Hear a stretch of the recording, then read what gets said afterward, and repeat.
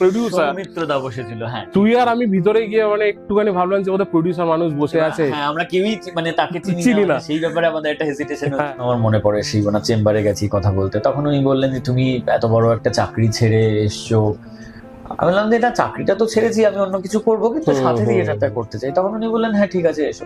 কেউ যদি মানে এনএসডি নাও পায়, কিন্তু 5 দিনের যে ওয়ার্কশপটা, এটা ইটসেলফ একটা মানে একজন পারফর্মারকে ভীষণ ভাবে রিচ করে। কেন রিচ করে? কারণ এক তো সেখানে গোটা দেশ থেকে মানে কোনা কোনা থেকে বিভিন্ন লোকজন একদম, আসছে, একদম, নট অনলি শহর গ্রাম মিলিয়ে বিভিন্ন জায়গা থেকে বিভিন্ন লোকজন আসছে। কিন্তু এই মজার ব্যাপারটা হচ্ছে সেই ভূতটা তো খুব আরবান হলেও সে কথা বলে একদম বাঙাল ভাষায়। হ্যাঁ, তো এটা হচ্ছে তোর মানে ইউএসপি আর কি। হ্যাঁ। যেহেতু তুলিকাদির ভূতটা বাঙাল ভাষায় কথা বলতেন। তো তারপরে এনএসডি গিয়ে আমি রান্না করতাম। এবার ওরা তো মুড়ি ঘন্ট বা এইসব জিনিস জানে না। আমার এখনো আমাদের এনএসডির যে কুক ছিল বিজয়, সেই বিজয় আমাকে এখনো বলতো যে তুনে বো বানায়া থা না, वो एक्चुअली नेपालीতে माछा का टाउको বলে। टाउको মানে মাছের মাথা। तो माछा का टाउको देके वो जो बनाया था ना चावल देके, तो वो थोड़ा सा मुझे रेसिपी बता दे।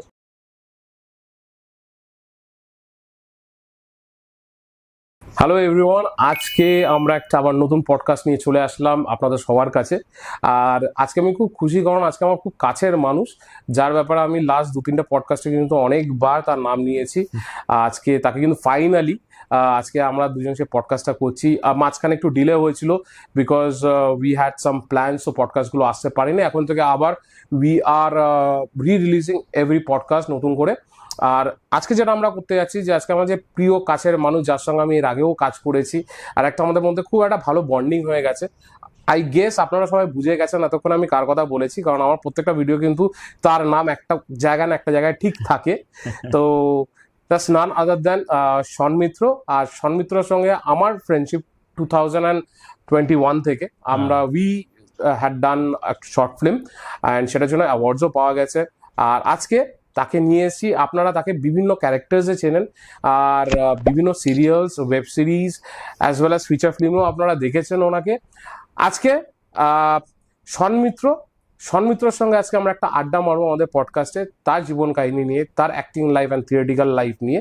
আজকে আমরা আরেকটা জিনিস নিয়ে কথা বলবো, যেটা আমরা কোনোদিন কথা বলিনি, যে he is one of the multi talented person. শুধু অ্যাক্টিং, থিয়েটার নয়, he is a very good chef. আর তার নিজস্ব একটা চ্যানেল আছে, অভিনেতার রান্নাঘর বলে। সেখানে ও কিন্তু কিছু ইউনিক রেসিপিস নিয়ে আসে। তো সেটার ব্যাপারেও আমরা আজকে আলোচনা করব। প্লিজ ওয়াচ দ্য পডকাস্ট পুরো, অ্যান্ড ডেফিনেটলি আজকে ভিডিওটা শন মিত্রর ব্যাপারে। আর আজকে আমি হয়ে গেছি হচ্ছে হোস্ট, আর শন মিত্র আজকে আমার গেস্ট। তো let's welcome Sean Mitra. Sean Mitra, thank you so much, তুই এসছিস টাইম বার করে। আমি জানি তোর অনেক বিজি শিডিউল ছিল এর মাঝখানে। থ্যাঙ্কস টু ইউ টু মানে আমাকে এখানে ডাকার জন্য। আর সত্যি কথা বলতে গেলে এবার কি বলতো, একটা কাছের মানুষের সঙ্গে যখন পডকাস্ট করি না, তখন ভিতর থেকে একটা আলাদা এক্সাইটমেন্ট আছে। অবশ্যই, এবং সবচেয়ে বড় কথা সেটা তো একটা কনভারসেশন আর কি। মানে এমনিতেও তোর সাথে আমার অনেকদিন দেখা হয়নি, তো সেই ব্যাপারে আড্ডা মারবো, মানে এই এক্সাইটমেন্ট তো থাকে। ওটাই হচ্ছে মেন আমাদের বিষয়। আমি এর আগে অনেকেই এসছে, আরো আসবে, কিন্তু তোর সঙ্গে যে বন্ডিংটা আমার হয়েছে, সেই বন্ডিং এর ব্যাপারে তো কথা বলবো, যে how we started the bonding. ওটা একটা ইউনিক স্টাইল ছিল কিন্তু সেদিনকে। একেবারেই তাই। হ্যাঁ, মানে বুঝতেও পারিনি যে আমরা চারনক সিটির উল্টো দিকে হ্যাঁ, ছাদে প্রথম ছাদে না, আমরা লিফটের, তুই আমাকে জিজ্ঞেস করেছিলি যে থার্ড ফ্লোর কোথায়। আমিও বলছি, আমিও যাচ্ছিলাম। আমিও জানি না তুই অ্যাক্টিং করছিস ওখানে, তুইও জানিস না আমিও ছিলাম ওখানে, বাট আমরা স্ক্রিন শেয়ার করেছি। স্ক্রিন শেয়ার করেছে। হ্যাঁ, তারপরে কি যখন আমরা ঢুকেছি তখন কিন্তু সৌমিত্রদা বসেছিল, আর আমি ভেবেছি হি ইজ আ প্রোডিউসার। সৌমিত্রদা বসেছিল। হ্যাঁ, তুই আর আমি ভিতরে গিয়ে মানে একটুখানি ভাবলাম যে ওদের প্রোডিউসার মানুষ বসে আছে। হ্যাঁ, আমরা কেউই মানে তাকে চিনি না, সেই ব্যাপারে আমাদের একটা হেজিটেশন হচ্ছিল। পা তুলে বসে একটা পেপারের মধ্যে কিছু একটা লেখালেখি করছিল, তো আমি ভাবছি বোধহয় কিছু একটা করছে বোধহয়। So it's very scared. তারপরে তো ইন্দ্র আসলো, সবাই আসলো, but you and me with the second and third percent, ওরা অনেক পরে এসেছিল। তো আজকে আমরা যেটা শুরু করবো হচ্ছে তোর দেখ, তুই তো নর্থ বেঙ্গল থেকে বিলং করিস। তুই নর্থ বেঙ্গল থেকে, হ্যাঁ, বালুরঘাট থেকে কলকাতার জার্নিটা আমি আজকে তোর কাছে জানতে চাই, যে এই যে নর্থ বেঙ্গল থেকে তুই কলকাতায় এসেছিস ফর অ্যাক্টিং, ডাইরেক্টলি তুই থিয়েটার করেছিস, তুই কাজ শিখেছিস, ঠিক আছে। তো এই জার্নিটা একটু আমাকে বল, যে তোর এই যে অ্যাক্টিং করার যে ভালোবাসা বা প্যাশন, তো তখন তো প্যাশনই ছিল যে তুই একটা কিছু করতে চাইছিস। তো এই যে প্যাশন, যে ভালোবাসাটা, প্রথম কথা তোর কবে তোর মনে এসেছিল যে yes I can do something in this field, আর তার জন্য শেখা, লেখা, পড়া সবকিছু? হ্যাঁ, মজার বিষয়টা হলো যে এক্স্যাক্টলি কবে থেকে এই প্যাশনটা শুরু হলো সেটা না আমিও জানি না। সবচেয়ে যেটা ইন্টারেস্টিং বিষয় সেটা হচ্ছে যে আমি কিন্তু ছোটবেলাতে কখনো অভিনয় করিনি, এবং আমি পারফর্মিং আর্টসের সাথে একেবারেই যুক্ত ছিলাম না। এবার গান বাবা বলেছে শিখতে হবে, শিখেছি কিছুদিন। তো সেটা সম্পূর্ণ মানে খুব যে ইন্টারেস্ট থেকে শিখেছি তা নয়। তো ছোটবেলাতে আমি খুব আমার খুব স্টেজের ভীতি ছিল, মানে একদম ছোটবেলায় সেই একটা ক্লাবের একটা অনুষ্ঠানে এরকম একটা ছড়া বলতে উঠেছি, তারপরে যা হয় ভুলে গেছি, ভুলে যাওয়ার পর লোকজন হাসছে, তো আমার খুব টেনশন হচ্ছে আর কি, এরকম বিষয়, ঘামছি, যা হয় বাচ্চাদের যেটা হয়। তো তারপর থেকে আমি স্টেজে উঠিনি, সামহাও স্টেজ সম্বন্ধে আমার একটা ফিয়ার ছিল। দেন আমি বালুরঘাটে আমার +2 কমপ্লিট করার পর, এইচএস দেওয়ার পর, তারপরে আমি কলকাতায় আসি। কলকাতায় এসে আমি আশুতোষ কলেজে জিওলজি নিয়ে ভর্তি হই। আশুতোষ কলেজ থেকে জিওলজি নিয়ে গ্র্যাজুয়েশন করবার পর তারপরে আমি বালিগঞ্জ সায়েন্স কলেজে মাস্টার্স নিয়ে ভর্তি হলাম। এবার আমাদের সময় তো একটা বিষয় ছিল যে, এবার আমার সায়েন্সে যে আমার ইন্টারেস্ট ছিল না তা নয়, ডেফিনেটলি ছিল, তবে আমার কিন্তু আর্টসের সাবজেক্টগুলো খুব ভালো লাগতো, বিশেষ করে লিটারেচার। যাকে সেটা নিয়ে পড়া হয়নি, কারণ তখন আমাদের মানে আমাদের প্রসপেক্টটা এরকম ছিল, কেরিয়ার প্রসপেক্টটা, যে লিটারেচার নিয়ে পড়লে আমাকে, তখন এসএসসি হতো, সেই স্কুল সার্ভিস কমিশনের পরীক্ষা হতো, যে আমাকে টিচার হতে হবে। যে টিচিং ব্যাপারটা আমার কোনোদিন ভালো লাগে, তো আমি একদমই হতে চাইনি টিচার। তো তারপরে আমি জিওলজি নিয়ে ভর্তি হলাম। ভর্তি হওয়ার পর ওই ইউনিভার্সিটিতে থাকাকালীন একটা নাটক করেছিলাম, এই কলেজের যে নাটকগুলো হয়, আমাদের ছিল আমার মনে পড়ে। তো সেটা করবার পর যেটা হয় যে আমি তারপরে ক্যাম্পাসিং এ আমি একটা চাকরি পাই, এবং সেটা হচ্ছে একটা মাল্টিন্যাশনাল কোম্পানি ছিল, একটা অস্ট্রেলিয়ান জিওলজিক্যাল কোম্পানি, সেটা কনসালটেন্সি আর কি। সেখানে আমি অ্যাজ আ জিওলজিস্ট আমি জয়েন করি। তো জয়েন করার পর কলকাতাতেই আমার অফিস ছিল, কিন্তু আমাদের যেহেতু প্রজেক্ট বেস কাজ ছিল, এবং জিওলজিতে এটা খুব কমন ব্যাপার, তো আমাদের খুব বাইরে বাইরে ঘুরতে হতো, ফিল্ড ওয়ার্ক করতে হতো। তো জয়েন করবার পরই আমাকে প্রথম পাঠানো হলো গোয়া। তো এবার গোয়া প্রথমবার গেছি, মানে বন্ধু বান্ধব খুব এক্সাইটেড, আমার থেকে বেশি বন্ধু বান্ধবরা এক্সাইটেড, গোয়া যাচ্ছিস এরকম ব্যাপার। তো যাকে গোয়াতে একটা ট্রেনিং টাইপের ছিল, গোয়া থেকে ঘুরে এলাম, ভালো ছিল সেটা। তারপরে আমাকে মিডল ইস্টে পাঠানো হলো, মিডল ইস্টে কাজ করলাম, ওমানে ছিলাম আমি বেশ কিছুদিন। দেন আমাদের পুরো প্রজেক্টটা চলছিল অন্ধ্রপ্রদেশ, মানে এখন যেটা তেলেঙ্গানা হয়ে গেছে। এবার চাকরিটা করতে করতে সামহাও আমার ফিল হলো যে এই যে কর্পোরেট চাকরি, বা এই যে আমি ফিল্ডের কাজগুলোকে খুব এনজয় করতাম, যে অনেক লোকজনের সাথে মিট করা, এটা, কিন্তু এই কর্পোরেট এই চাকরির যে একটা মানে ধাঁচা, মানে সেটা না সামহাও মানে আমার ঠিক ভালো লাগেনি আর কি। আমার মনে হয়েছিল যে that was not my cup of tea আর কি, অনেকটা আমার মতনই গেছে বলতে পারিস, হ্যাঁ ওরকম। তো এবার সেটা হবার পর আমি তারপরে দেখলাম যে না, আমি ঠিক মানে ভালো নেই চাকরি করতে গিয়ে। তো আমি তারপরে বাড়িতে বললাম, তো বাড়িতে বললো যে আলটিমেটলি ভালো থাকাটা তো এন্ড অফ দ্য ডে সবচেয়ে বেশি জরুরি, তো তোর যদি মনে হয় তুই চাকরিটা করবি না, করিস না। তো তারপরে আমি রিজাইন করলাম চাকরি থেকে। আমাকে অফিস থেকে অনেকবার বলেছিল, আমাদের যে মানে সিইও, তিনিও খুব না করেছিলেন যে না করো, কিন্তু সামহাও আমার তখন আর ইচ্ছা হয়নি। এবার এই যে চাকরিটা ছাড়লাম, চাকরিটা ছাড়বার পর আমার মনে হয়েছিল যে আমি জিওলজিক্যাল সার্ভে অফ ইন্ডিয়ার জন্য পরীক্ষা দেব, মানে সেটার জন্য প্রিপেয়ার করব, অথবা নেট দেব। তো এই যে পরীক্ষা দেওয়াটা, তখন আমি বাবাকে বললাম যে বাবা, আমি তো এখন পরীক্ষাই দেবো, শুধু শুধু বাড়িতে তো বসেই থাকা, পরীক্ষার প্রিপারেশন নেওয়া, তো তাহলে আমি অনেকদিন ধরে ইচ্ছে যে একটু থিয়েটার করি। মানে তখন তো থিয়েটার যে একটা এত বড় হিউজ থিং তখন জানতাম না, তখন জানতাম শুধু নাটক, ওই নাটক ফাটক বলি না বিষয়। তো সেই সূত্রে আমাদের বালুরঘাটের একজন রেনাউন্ড ভীষণ মানে নাট্য ব্যক্তিত্ব রয়েছেন, হরিমাধব মুখোপাধ্যায়। তো উনি কলকাতাতে রঙ্গপটে একটা নাটকের ডিরেকশন দিচ্ছিলেন, সেটা তখন রানিং প্রোডাকশন ছিল, আওরঙ্গজেব বলে। সেটা খুবই ভালো একটা প্রোডাকশন, এবং বহু জায়গায় প্রচুর শো হয়েছে, মানে প্রায় 80-85 খানার মতো বোধহয় শো হয়েছে। তখন ওনার সাথে বাবা কথা বলে যে আমার ছেলে এরকম করতে চাইছে, তো জাস্ট একটা এক্সট্রা কারিকুলার এরকম বিষয়, তাহলে আপনি যদি কিছু কোনো গ্রুপ সাজেস্ট করতে পারেন। তখন রঙ্গপটের কথা উনি সাজেস্ট করেন। এবার তারপরে রঙ্গপটে আমি গেলাম। রঙ্গপটে যে আমাদের ডিরেক্টর ছিলেন ডক্টর তপনজ্যোতি দাস, উনি পেশাতে একজন ডক্টর, তো ওনার কাছে এখনো আমার মনে পড়ে, সেই ওনার চেম্বারে গেছি কথা বলতে, তখন উনি বললেন যে তুমি এত বড় একটা চাকরি ছেড়ে এসছো। আমি বললাম যে এটা চাকরিটা তো ছেড়েছি, আমি অন্য কিছু করবো, কিন্তু সাথে থিয়েটারটা করতে চাই। তখন উনি বললেন হ্যাঁ ঠিক আছে এসো। এই যে রঙ্গপটে ঢুকলাম, রঙ্গপট থেকে আমার অভিনয়ের হাতেখড়িটা শুরু হলো। মানে রঙ্গপট হচ্ছে আমার আঁতুড়ঘর। সেখানে যা কিছু প্রাথমিকভাবে শিক্ষা, মানে স্টেজে কিভাবে দাঁড়ানো বা এভরিথিং, সেইটা সম্পূর্ণ রঙ্গপট থেকে। ঠিক আছে, রঙ্গপটে আমি 2010 থেকে 2014 পর্যন্ত রঙ্গপটে মানে রেগুলারলি কাজ করেছি আর কি, আচ্ছা। অনেকগুলো প্রোডাকশনে।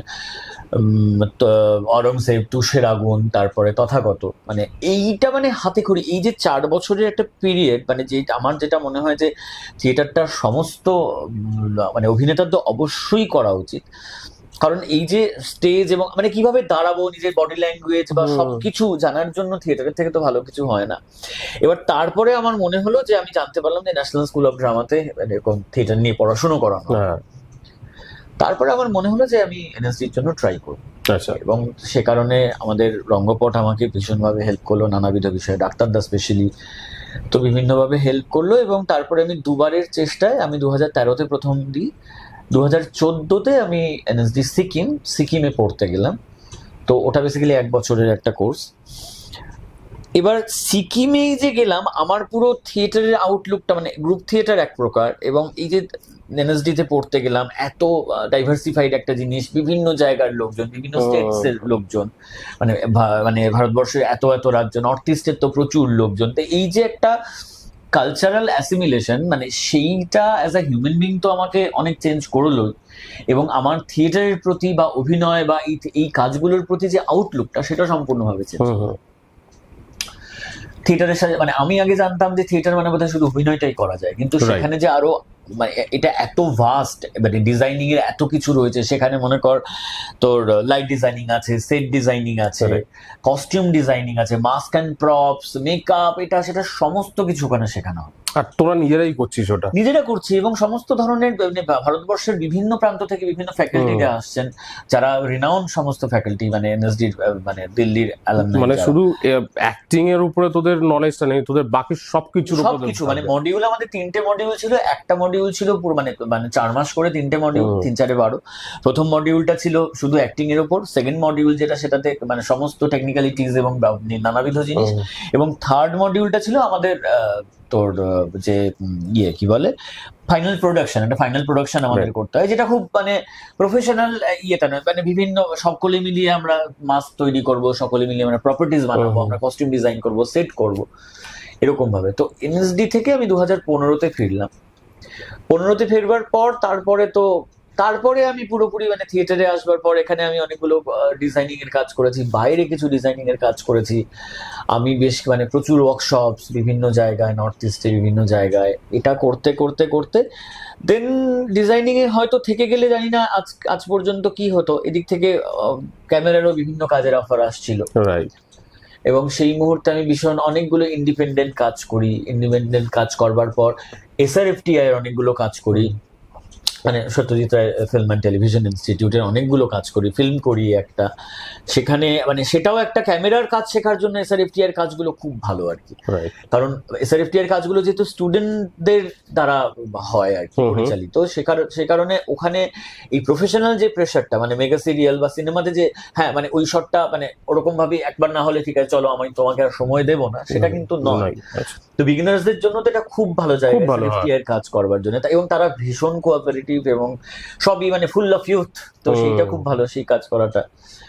দেন 2020 থেকে আমার এই টেলিভিশনের কাজটা শুরু, এবং দেন ওটিটি মুভিজ এই কাজগুলো শুরু। আচ্ছা, সমস্ত ওখান থেকে শুরু। এই মোটামুটি আমার জার্নিটা, তোর জার্নিটা এখান থেকে শুরু হয়েছে, এইভাবে হয়েছে আর কি। 2020 মানে লকডাউনের সময় থেকে আমার মানে টেলিভিশনের তোর ঢোকাটা স্টার্ট, ক্যারিয়ারটা আমার শুরু হয়েছে। তোর যে জার্নিটা শুরু হলো, এবার আমরা ডাইরেক্টলি চলে আসব তোর যে থিয়েটার লাইফ নিয়ে আমি একটু আলোচনা তোর সঙ্গে করবো আমি, যেটা হচ্ছে আমার অডিয়েন্সকে জানানোর জন্য যে তুই এনএসডিতে যদি বলি সেকেন্ড 2বার করে তারপরে তুই চান্স পেয়েছিস, how tough it is to get in to NSD?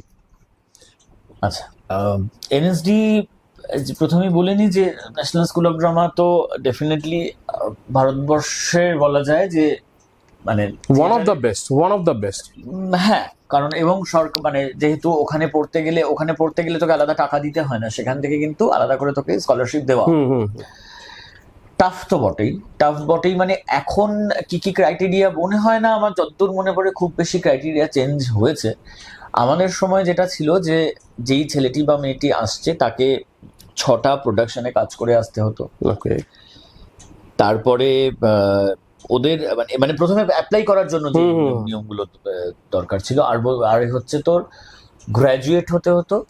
Graduate হওয়ার পর তারপরে 6টা প্রোডাকশনে কাজ করার পর এবং 3জন এমিনেন্ট থিয়েটার পার্সোনালিটির একটা রেকমেন্ডেশন লাগতো, মানে জাস্ট যে রেকমেন্ড। হ্যাঁ, এরকম।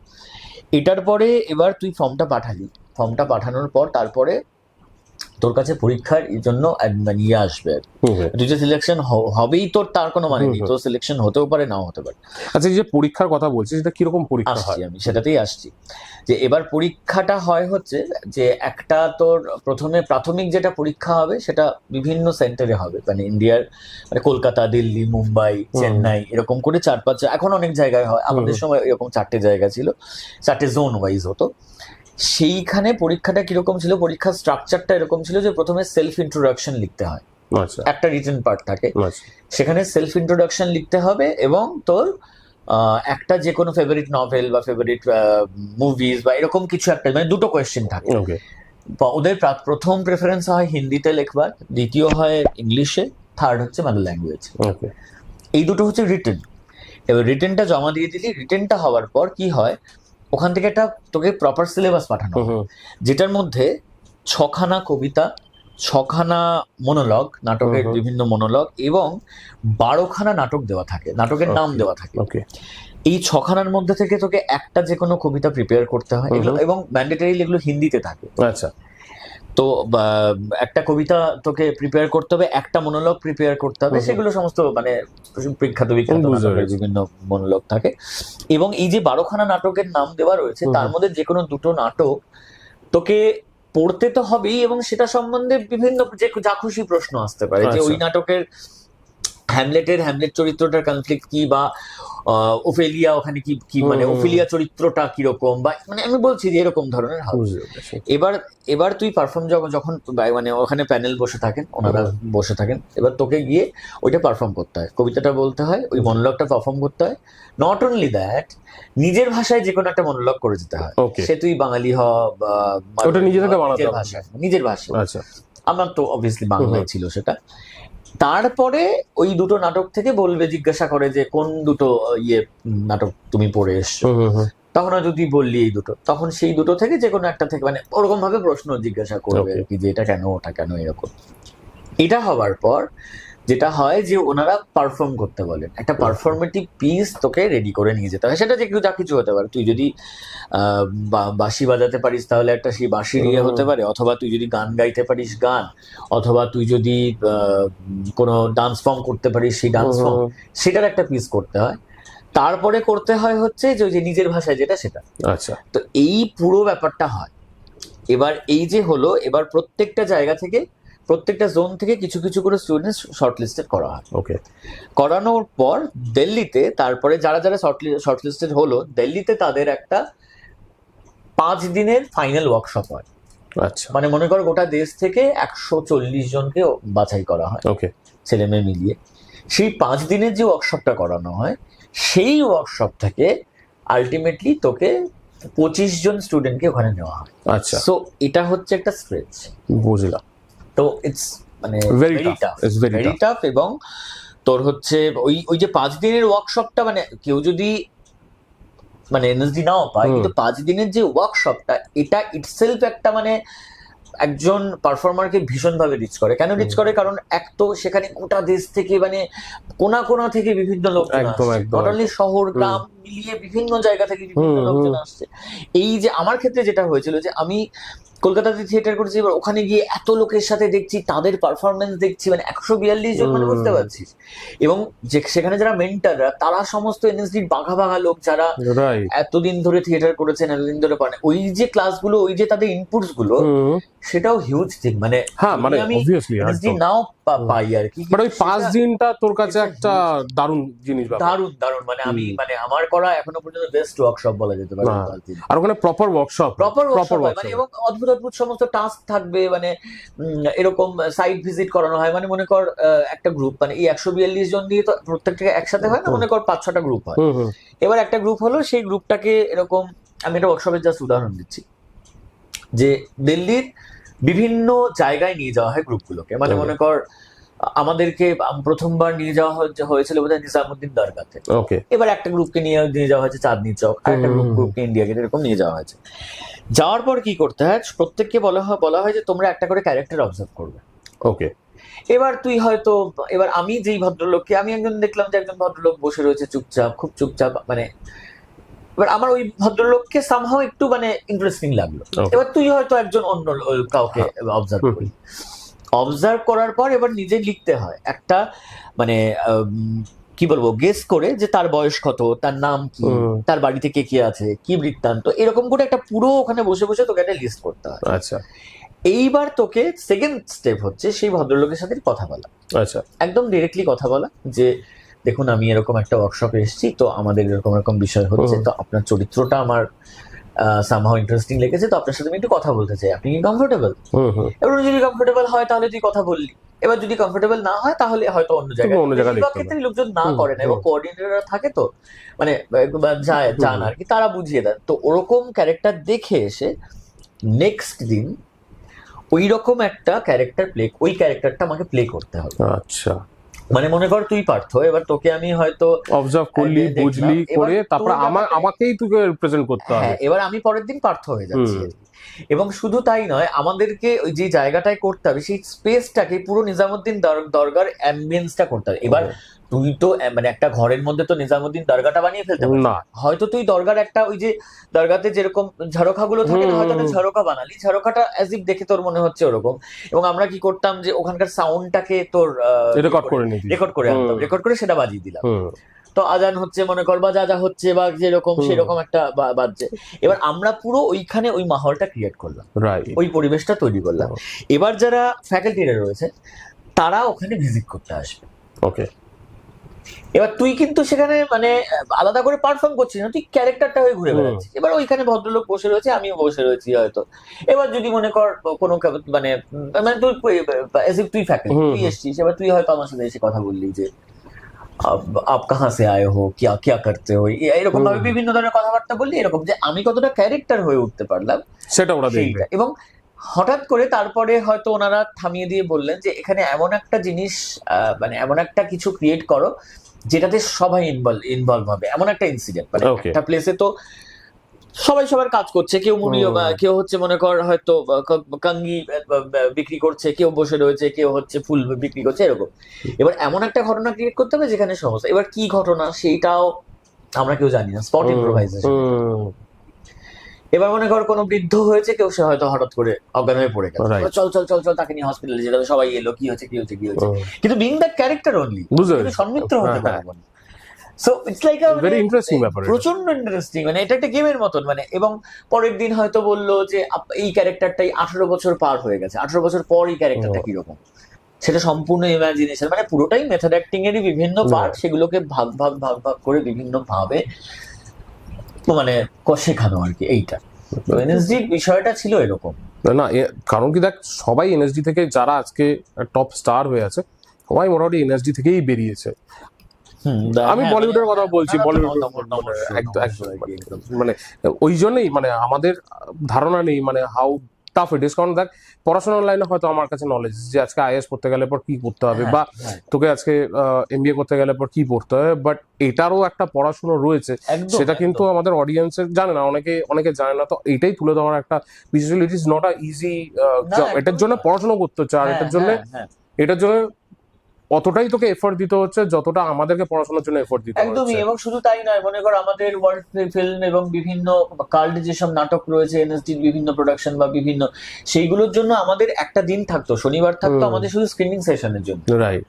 আমাদের সেই স্ক্রিনিং হওয়ার পর সেটা নিয়ে ডিসকাশন হওয়া বা সেটা নিয়ে ইয়ে করা, বা ডিজাইনিং নিয়ে যখন আমরা পড়তাম যে কেন এখন এখানে এই রংটা ইউজ হয়েছে বা এইখানে, তো এরকম নানাবিধ জিনিসপত্র আর কি।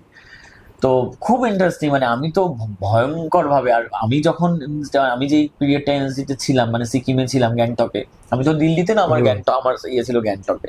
গ্যাংটকেরটা বেসিক্যালি 1 বছরের, আমি সেটাও উল্লেখ করে দিই যে গ্যাংটকে তোর ইয়ে নেই, মানে স্পেশালাইজেশন। দিল্লিতে স্পেশালাইজেশন মানে 1 বছরের পর 2 বছর স্পেশালাইজেশন, গ্যাংটকে সেটা তখন ছিল না। আর গ্যাংটকের মতো একটা শহর, মানে ওরকম পাহাড়, মানে এরকম দরজা খুললে, সিনিক বিউটি, জানলা খুললে এরকম কাঞ্চনজঙ্ঘা দেখা যাচ্ছে, সিনিক বিউটি আছে, এটা পরিবেশটা অন্যরকম, পড়াশোনার পরিবেশের জন্য মানে একটা আদর্শ মানে জায়গা। তোর পিস অফ মাইন্ড লাগবে, তুই কোথায় হলে পিস অফ মাইন্ড, মানে কোনো রকম ঝামেলা, মানে ওই 1 বছর মানে আমি যে কি মেন্টাল পিসে ছিলাম সেটা আমি তো ওটাই জানি যে লোকে আজকে পাহাড়ে যেতে চায় just to find a piece of mind. হ্যাঁ, আর তোরা সেখানে পড়াশোনা করতে গেছিস, আর সেখানে পিস অফ মাইন্ড, পড়াশোনা, অ্যাক্টিং সব নিয়ে, মানে তোর মেন্টাল পিসটা অনেকটা ভালো থাকবে, খুব ভালো, আর কনসেন্ট্রেশন করতে পারবি। হ্যাঁ, মানে আলাদা করে কনসেন্ট্রেট করার জন্য আলাদা করে এফোর্ট দিতে হতো না, কারেক্ট। মানে জায়গাটাই এমন না। Correct. আমি তো দেখ, আমি দিল্লিতে যাইনি, দিল্লির ডেফিনেটলি একটা আলাদা আলাদা অ্যাম্বিয়েন্স রয়েছে। তো দিল্লিতে যদি কখনো যাস, মান্ডি হাউসের ওই চত্বরটা, যেটা অনেকটা আমাদের একাডেমিক চত্বরের মতো, জানি। যে সমস্ত কিছু আমাদের, যেমন আমি দিল্লি ঘুরেছি, আমি এমনিতে ঘুরেছি, হ্যাঁ, পুরোটাই আমার মান্ডি ঘোরা। হাউসের ওই জায়গাটা ওরকম একাডেমির মতন, যে তোর হচ্ছে কি বলে, ওই এনএসডি রয়েছে, তারপরে বাকি বিভিন্ন বা ওই কামানি বা এই ধরনের যে সিরাম সেন্টার, এই সমস্ত হলগুলো, মানে পারফরমেটিভ স্পেস যেগুলো, তো যেগুলো আমাদের একাডেমির এখানে, শিশির মঞ্চ, তারপরে একাডেমি, নন্দন, রবীন্দ্র সদন, পর পুরো রয়েছে, তো ওই এরিয়াটা ওরকম। তো ওটার একটা আলাদা চাম ডেফিনেটলি, কিন্তু আমি তো ওখানে পড়াশোনাটা করিনি, আমি যেহেতু গ্যাংটকে করেছি, তো গ্যাংটকেরটা খুব ভালো, মানে ভীষণ ভালো।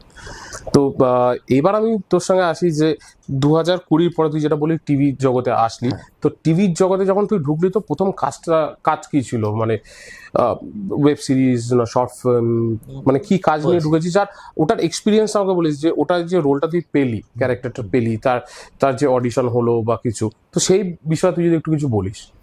আচ্ছা, তো প্রথম আমি 2020 মোস্ট প্রবাবলি, আমার যতদূর মনে আছে, যে ফেব্রুয়ারি বা মার্চ নাগাদ, ফেব্রুয়ারিতে বোধহয়, তো আমি একটা সিনের একটা কাজ করেছিলাম, সেটা হচ্ছে যে চুনিপান্না বলে একটি সিরিয়াল হতো, খুব ফেমাস ছিল ওটা। হ্যাঁ, তো সেইটাতে একটা সিনের একটা চরিত্র ছিল। তো সেই সিনটার ক্যারেক্টারটা ছিল যে, সেটা হচ্ছে মানে তুলিকাদির ভূত, তুলিকাদি একটা ভূতের চরিত্র করতেন ওখানে।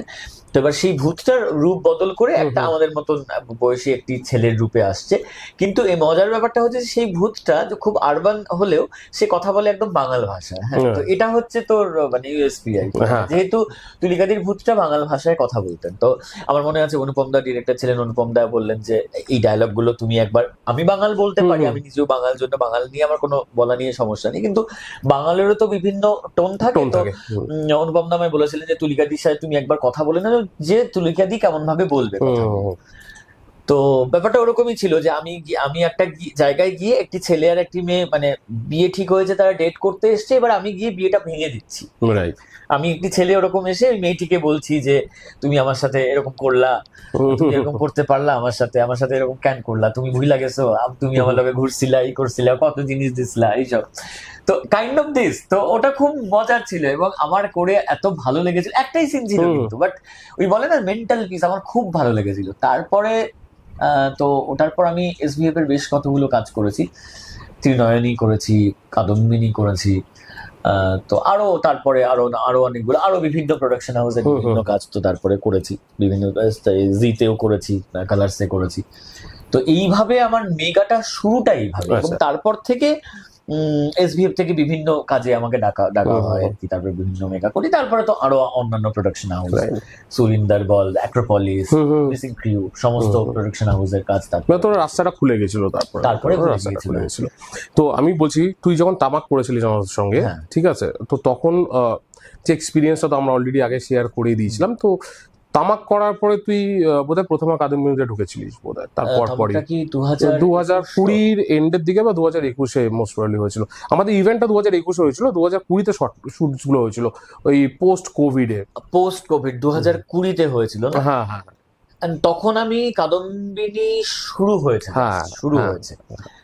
তো মানে কাদম্বিনীর অভিজ্ঞতাটা একদমই আলাদা, কারণ প্রথমা কাদম্বিনী স্টার জলসার যেটা প্রথমা কাদম্বিনী, SVF যেটা প্রডিউস করেছিল, ওইখানে যে চরিত্র মানে উপেন্দ্র কিশোর রায়চৌধুরী, তো ওই কাজটা, ওটা আমার একটা মাইলস্টোন কাজ, আমি ওটা সারা জীবন মনে রাখবো। মানে কাজটা না সামহাও, যে দুজন পরিচালককে আমি পেয়েছিলাম, প্রথমে শ্রমিক দা আর তারপরে অনুপম দা, তো ওনারা দুজন এমন ভাবে কুড়িয়ে নিয়েছিলেন যে আমাকে আলাদা করে কোনো এফোর্ট দিতে হয়নি। আর উপেন্দ্র কিশোর রায়চৌধুরীর মতো একটা চরিত্র, যার লেখা পড়ে ছোটবেলা থেকে বড় হয়েছে, আমি কখনো ভাবিওনি যে ওনার চরিত্রে অভিনয় করতে হবে।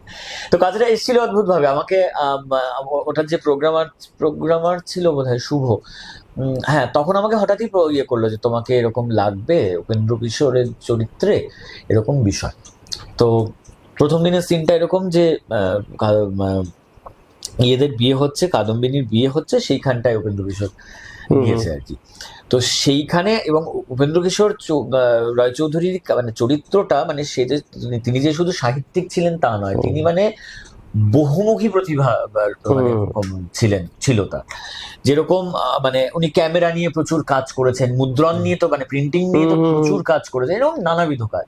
তো ওনার ওই ক্যামেরা নিয়ে উনি ছবি তুলতে গেছেন। তো আমার ওরকম ওই উপেন্দ্র কিশোর রায়চৌধুরী দেখবি যে ছবিটা অনেক বড় দাড়ি, ওরকম একটা ছবি দিয়ে এরকম আমার লুক সেটটা হলো, সে অনেক বড় একটা দাড়ি, সেটা ট্যাকেল করতে একটু অসুবিধা হচ্ছিল। তারপরে চ্যানেল থেকে সামহাও বললো যে না, তো ধীরে ধীরে তারপরে আমার দাড়িটা গেল, তারপরে এরকম করে। কিন্তু চরিত্রতে এখনো পর্যন্ত দর্শক যেভাবে আমাকে মানে অনেক জায়গায় দেখা হলেই যে আপনার কিন্তু ওই কাজটা কিন্তু, তো আমিও খুব চেরিশ করি মানে। আর টিম ওয়ার্কটা ভয়ঙ্কর ভালো ছিল, এবং রিসার্চ ওয়ার্ক সমস্ত কিছুটা মানে এটা আলাদাই। মানে আমরা সত্যি তখন, আমি ফ্লোরে গেলে, আমাদের এটা ভারতলক্ষ্মীতে শুট হতো, তো ফ্লোরে গেলে সত্যি মনে হতো যেন সেই পিরিয়ডটাই পৌঁছে গেছে। এবং মানে ওই একটা পিরিয়ড, মানে সেই সময় মানে কে আছে আর কে নেই, মানে রবীন্দ্রনাথ থেকে আরম্ভ করে বিদ্যাসাগর, মানে সমস্ত লোকজন, তাদেরকে দেখানো হচ্ছে, এবং লোকজন খুব নিয়েছিল কাজটা। মানে লোকজন এরকম কাজ দেখতে তো পছন্দ করেন, সাহিত্য নির্ভর, এটা তো কাইন্ড অফ বায়োপিক। কারেক্ট। তো সেইটা খুব খুব মানে ওই তোর ওই যখন শুটিং চলছিল তখন আমরা দেখছিলাম, তখন আমি দেখে প্রথম স্টান হয়ে গেছিলাম, ঠিক আছে। তারপর তোর সঙ্গে কথাও বলেছিলাম তারপর পরই উপেন্দ্র কিশোর নিয়ে, কারণ বলেছিলাম যে সোলাঙ্কি কাজ করছিল, তো সোলাঙ্কি অ্যাকচুয়ালি আমার মায়ের বান্ধবীর মেয়ে, তো ওইভাবে পরিচয় আর কি, ঠিক আছে। কোনোদিন কাজ করিনি, বাট ওইভাবে পরিচয়। তোকে বলছিলাম সোলাঙ্কি সল্টলেকের বাড়ি, তো কাকিমা আসে মানে সোলাঙ্কির মা আমাদের বাড়িতে যাতায়াত রয়েছে, আসে, গল্প টল্প হয়। তো সেই বিষয়টা তোকে বলেছিলাম তখন। তো সেই যে তোর ক্যারেক্টার আর তোর যে ওই স্ক্রিন প্রেজেন্স আর পুরো গল্পটাই খুব সুন্দরভাবে মানে আমাদের সামনে এসেছিল, আমাদের অডিয়েন্স সামনে যখন দেখেছিলাম, আমি দেখেছিলাম যে অনেকে দেখছে, মানে আমার পরিবার লোক তো দেখেছেই, ঠিক আছে। মেইন রিজন আমি দেখা স্টার্ট করেছি তোর জন্য, ঠিক আছে। মানে আমি দেখ সিরিয়াল দেখতে পারি কারণ সময়ের অভাবে, কিন্তু যখনই আমার কোনো কিছু ভালো লাগে, কোনো কিছু খুব ভালো চলছে, তখন কিন্তু আমার দেখতে ওটা ইচ্ছা করে যে আমি দেখবো, ঠিক আছে। আর খুব ভালো লেগেছিল আমার তখন, দেখেও ভালো মানে আমার যেমন একটা সিন, তোর সাথে কথা বলতে বলতে একটা সিনের কথা মনে পড়লো। একদিন একটা সিন এসছে যে এরকম তোর উপেন্দ্র কিশোর খুব বাচ্চা ভালোবাসতো, তো বাচ্চাদেরকে গল্প বলছে। এবার গল্প বলতে গিয়ে মানে গুপি গাইন বাঘা বাইনের কথাটা বলছে আর কি, গল্প বলছে আর কি। তখন হয়তো উনি লেখেননি ওটা, কিন্তু ওনার মাথায় আছে উনি গুপি, একজন ছিলেন গুপি, মানে সে গান গাইতো, বাঘা বাজনা, মানে এই করে গল্পটা মানে একটা সিনে ছিল। তো ওই ব্যাপারগুলো খুব মানে আরে ভাবাতো খুব, যে আচ্ছা তার মানে নিশ্চয়ই যখন উনি গল্পটা লিখেছেন তার আগে মাথায় এটা এসছে, যখন মাথায় এসছে তার মানে উনি তখন কিভাবে ভাবতেন, মানে এরকম। সে সুকুমার রায় ছোট্ট জন্মেছে, মানে মানে খুব ছোট্ট, সেটা নিয়ে আমার মানে একটা খুব কচি বা একদম মানে কয়েক মাসের বাচ্চা একটাকে নিয়ে আসা হয়েছিল, সে শুধু কাঁদতো, সে শুধু কান্না থামাতো, তাকে একটা আপেল দিলে সে কান্নাকে থামাতো, তা আপেল দিলে সে খুব খুশি, জানি না হয়তো লাল রংটা তার খুব প্রিয় ছিল। তো এইরকম মানে ওই কাজটা খুব মানে আজীবন মনে রেখে দেবো আর কি। আমি দেখেছি, এখনো আমি ওটার ওই অভিজ্ঞতাটা, ওই কাজগুলো নিয়ে ভাবলে আমার মুখে মানে অজান্তেই একটা হাসি চলে আসে, এত মজা করেছি, খুব ভালো লেগে অভিজ্ঞতা ওটা আমার। তোর এই প্রথমা কাদম্বিনীটাও অনেকদিন চলেছিল, অনেক দিন চলেছে আর কি। তারপরে তো নেক্সট কাজ কি ছিল পরে? ইমিডিয়েট নেক্সট কাজ ছিল মোস্ট প্রবাবলি গাঁট ছড়া। আচ্ছা, গাঁট ছড়াটা বোধহয় তারপরের আমার কাজ। মানে কতটা মানে ডিফারেন্ট ছিল তোর? খুব বেশি ইয়েতে না, স্ট্রেচে নয়, মানে কাদম্বিনী বোধহয় 21-এর ওই তোর ফেব্রুয়ারি নাগাদ শেষ হলো, এবং তারপরে গাঁটছড়া শুরু হয়েছিল আগেই, মানে আমার ট্র্যাকটা বোধহয় শুরু হলো, এখন এক্স্যাক্টলি মনে নেই, মানে এপ্রিল বোধহয়, বেশি ইয়ে থাকে। গরমকাল একটা আমার কোশ্চেনটা হচ্ছে, তো তুই মানে যখন ওই কাদম্বিনী করছিস, কাদম্বিনী যে ক্যারেক্টারের ভিতরে তোর কথা শুনে আমার এতটা ভালো লেগেছিল যে তুই ওই ক্যারেক্টারটাকে এখনো আবার মাথায় দিচ্ছিলিস। তো যখন ফ্রম কাদম্বিনী উপেন্দ্র কিশোরের থেকে তুই যখন গাঁটছড়া ক্যারেক্টারে গেছিলিস, হ্যাঁ। তখন তোর কতটা ডাইভার্স লেগেছিল ক্যারেক্টারটার মধ্যে? দেখ, ডাইভার্স তো বটেই, কারণ একদম ওটা একদম আলাদা। একটা মানে ওটা তো কোনো একটা, ওটা একটা রিয়েল চরিত্র, Right. উপেন্দ্র কিশোর রায়চৌধুরী, Right. তো সেই চরিত্রটা মানে হ্যাঁ, মজাটা ছিল যে এখানে এই আর একটু কথা অ্যাড করি যে একদম দেখ, আমি তো ওই চরিত্রটাকে দেখিনি, উপেন্দ্র কিশোর রায়চৌধুরীকে দেখিনি। এবার উনি কিভাবে হাঁটতেন, চলতেন, কথা বলতেন সেইটা আমি জানতাম না। এবার আমাকে পরিচালক, যে দুজন পরিচালক ছিলেন, সমীক দা এবং অনুপম দা, দুজনেই আমাকে এরকম ভাবে বলেছিলেন যে তুমি তোমার মতো করে করো। এবার আমি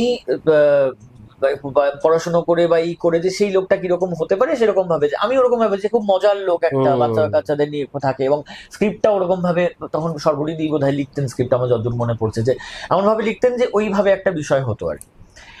এবার হয়ারাস যখন আমি গাঁটছড়াতে সঞ্জয় চরিত্রটা করছি, খুব বড় চরিত্র নয়, খুব মানে আই মিন স্ট্রেচে বলছি মনে হয় আর কি, মানে তো সঞ্জয় চরিত্রটার ক্ষেত্রে মানে আমার এই দায়টা ছিল না যে আমাকে একটা ওরকম, আমি যতই উপেন্দ্র কিশোর চরিত্রটা নিজের মতো করে করি, তাও হয়তো কোথাও গিয়ে একটা দায়িত্ব রয়ে যায় যে দর্শকের কাছে কনভিন্স করানোর জন্য, বিকজ দর্শক কিন্তু উপেন্দ্র কিশোর রায়চৌধুরীকে চেনে, জানে, তার কাজ জানে, সে কিরকম কাজ করতে পারে, তো সেই দিক থেকে তাদের একটা অ্যাজাম্পশন থাকবে।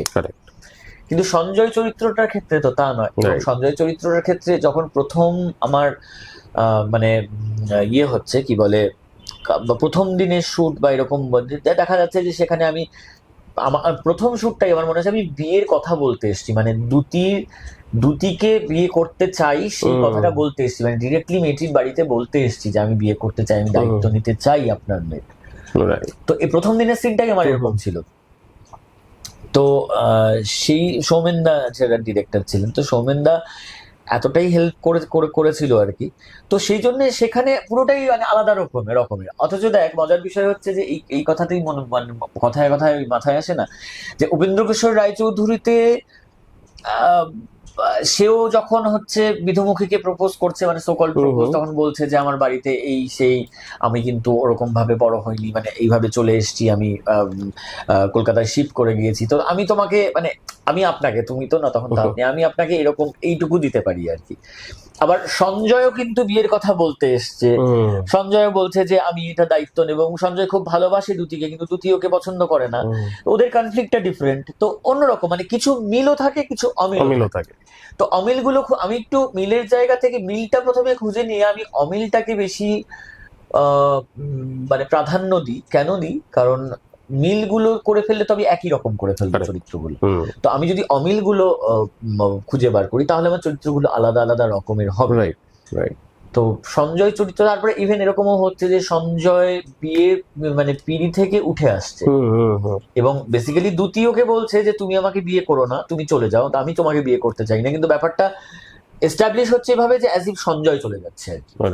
এবং অল থ্রু তারপরে দুতির বিয়ে হয়ে গেল, এবং আরো নানাবিধ যেসব সিন ছিল, যে দুতির সেই বিষয়টা মানে সঞ্জয় সেই ব্যাপারটা ছিল যে আমি তো তোমাকে ভালোবাসতাম, তুমি তো আমাকে এভাবে বিট্রে করলে আর কি, এরকম। কারণ ওই ক্যারেক্টারটা এরকম ছিল, দুতি ক্যারেক্টারটা সিনেমা করতো যে খুব বড় লোক বাড়িতে বিয়ে করব, আর সঞ্জয়ের খুব ছাপোষা নিম্ন মধ্যবিত্ত পরিবার থেকে উঠে আসা একটি ছেলে, মানে লেস অ্যাম্বিশিয়াস এরকম ধরনের একটি ছেলে আর কি। তো এইরকম ডিফারেন্সেস গুলো এরকম। আর তোর এখন যে তুই যে সিরিজটা করছিস, সেই সিরিজটার একটু ব্যাপারে তুই যদি বলিস। Series I mean serial mega. আচ্ছা, মেগা বলতে এখন আমি করছি শুভ বিবাহ। হ্যাঁ, শুভ বিবাহতে যেটা বিষয় সেটা হচ্ছে যে সেখানে আমি মিলন নামে একটি চরিত্র করি, সেই মিলন চরিত্রটা একদম ভীষণ মানে ইনকনফিডেন্ট একটা চরিত্র। সে একটা তাদের বাড়িতে একটা কার্ডের ব্যবসা, বড় বাজার মানে বাগবাজারে তাদের বাড়ি, এবং সেটা যে খুব ভালো চলে তা নয় দোকানের, কিন্তু সে খুব একটা যে স্বপ্ন দেখে তা নয়, মানে এরকম ওই বলছে না ভীষণ মানে কনফিডেন্সটা তার খুব কম আর কি, লো কনফিডেন্স আর কি। সেখানে তার বোন সুধাই তাকে বেশি সাহায্য করে সব ব্যাপারে, সুধা সাপোর্ট করে দাদাকে। দাদা মানে সুধা হচ্ছে ওর খুড়তুতো বোন, আর মিলন হচ্ছে সুধার চাচাতো দাদা। তো ভাই বোনের মধ্যে ভীষণ ভালো একটা বন্ডিং। মিলন অলওয়েজ যাই হয়ে যাক না কেন সুধার পাশে দাঁড়ায়, এরকম ধরনের একটা চরিত্র। এবং এটাও খুব মানে যেটা আমি একদমই আলাদা ধরনের একটা চরিত্র, সেই চরিত্রটা আমি এখানে প্লে করছি আর কি, মানে ভীষণ আলাদা। ওটার জন্য আমি তো কোশ্চেনটা করলাম। ভাই বোনের সম্পর্কটার জায়গা থেকে আমি রিলেট করতে পারি, কিন্তু বাকি জায়গায় প্যারামিটার্স গুলো সৌমিত্রর সাথে মেলে না। আবার মিঠিজোড়া যেটা আমি মানে মিঠিজোড়ার যে চরিত্রটা টিকলু, সেই টিকলু চরিত্রটা আবার ভীষণ একটা মানে অ্যারোগেন্ট একটা চরিত্র, ভীষণ স্নব একটা চরিত্র। মানে নেগেটিভ আমি ঠিক বলবো না, সেই অর্থে নেগেটিভ হয়তো নয়, কারণ তার জায়গা থেকে তার পয়েন্ট একটা রয়েছে, তার একটা বেস রয়েছে যে হ্যাঁ আমি এটা চাই, আমি এর সাথে এটা করি না, মানে এরকম একটা বিষয় সে খুব ক্লিয়ার। সেই সমস্ত ভাবে খুব সে নিজের স্টেটাস, নিজের ক্লাস, এইসব ব্যাপারে খুব ক্লিয়ার। সেটাও আবার আমার সাথে মেলে না, মানে আমি একদমই সেরকম নই। তো এইগুলো খুব মজার, যে অন্য দিকগুলো চরিত্রের বার করাটা, এটা খুব মজার। মানে এই যে টাইম দিস এগুলো নিয়ে টাইম পাস, সেটা গেলে পর এগুলো নিয়ে, কারণ কি তুই সকালবেলা আই থিঙ্ক সেটে ঢুকলে পর তোদেরকে স্ক্রিপ্ট ধরিয়ে দেওয়া হয়, তোদেরকে বুঝিয়ে দেওয়া হয়, তো মানে তো প্রিপেয়ার করতে কিরকম টাইম লাগে তোদের? এবার এইটা হচ্ছে এটা মানে থিয়েটার করার না এটা একটা সুবিধা। কেন থিয়েটারের কথাটা আমি বলছি, যে থিয়েটার তো মানে আমি জানি না অন্য, এমন নয় যে সবাই থিয়েটার করে এসেই ভালো অভিনয় করছেন, তা নয়, ডেফিনেটলি আমি তা বলছি না, কিন্তু আমার ক্ষেত্রে যেটা হয়েছে যে থিয়েটারে এই যে একটা দীর্ঘ স্কুলিং, এই স্কুলিংটা অনেক কিছু শিখেছে। আমাকে অনেকে অনেক জায়গায় প্রশ্ন করেছে এত বড় বড় ডায়লগ মুখস্থ হয়ে যায়, কিন্তু আমি ছোটবেলায় কিন্তু কোনোদিন মুখস্থ করতে পারতাম না।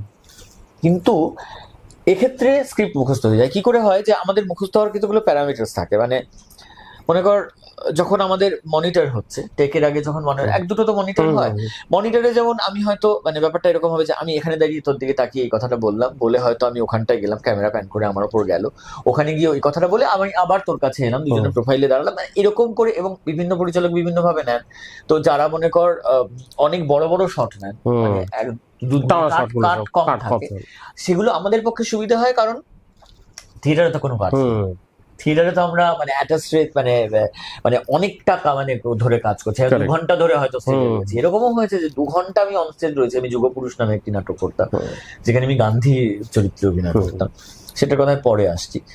তো এবং তুই যেটা আমাকে এক্ষুনি জিজ্ঞাসা করলি চরিত্রের জায়গাটা, আমি মাঝখানে এমন হয়েছিল এবছর যে 3খানা চরিত্র আমি একসাথে করছিলাম।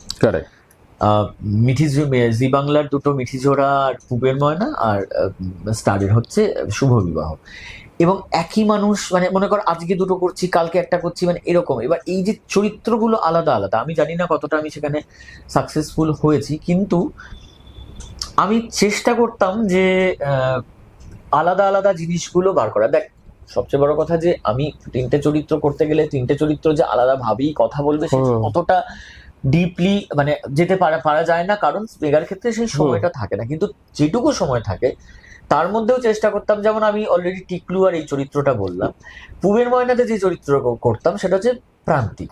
এবার প্রান্তিক হচ্ছে বাড়ির জামাই, সেই জামাই ভীষণ জোভিয়াল, মানে হই হই করে সবসময়, বউয়ের সাথে খুব মানে মিষ্টি একটা প্রেম মানে বউয়ের সাথে ওরকম একটা সম্পর্ক, মিষ্টি সম্পর্ক, শালাশালি সমস্ত নিয়ে ইয়ার্কি, মানে ভীষণ মানে ফ্যামিলি ম্যান, হ্যাঁ, মানে বউ ভালোবাসে, ফ্যামিলিকে নিয়ে থাকতে ভালোবাসে, প্রপারলি মানে খুব ইয়ার্কি করে এরকম ধরনের। এবার আমি ওই কি পয়েন্ট গুলো বের করার চেষ্টা করতাম, যে মানে টিকলু চরিত্রটাই স্নব, সে কিভাবে তাকাচ্ছে, তার তাকানোটা একটু আলাদা।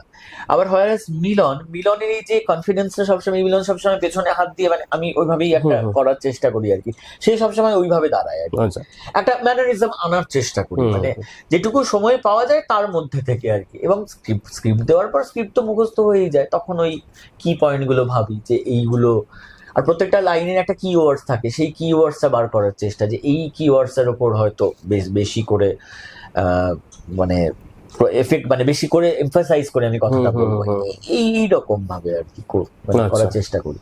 হ্যাঁ, তো এবার আমার যেটা হচ্ছে যে তোর যে ক্যারেক্টার্স গুলো তোর যে মেগাস গুলো করলি, তো তোর লাইন তো আমি বুঝে গেলাম তুই কি করে ঢুকেছিস। এবার যেটা হচ্ছে যে আমি কিছু ওয়েব সিরিজও তোকে দেখেছি কাজ করতে, ঠিক আছে, আর একটা ফিচার ফিল্মও করেছি, আমি আসছি ওটা নিয়ে।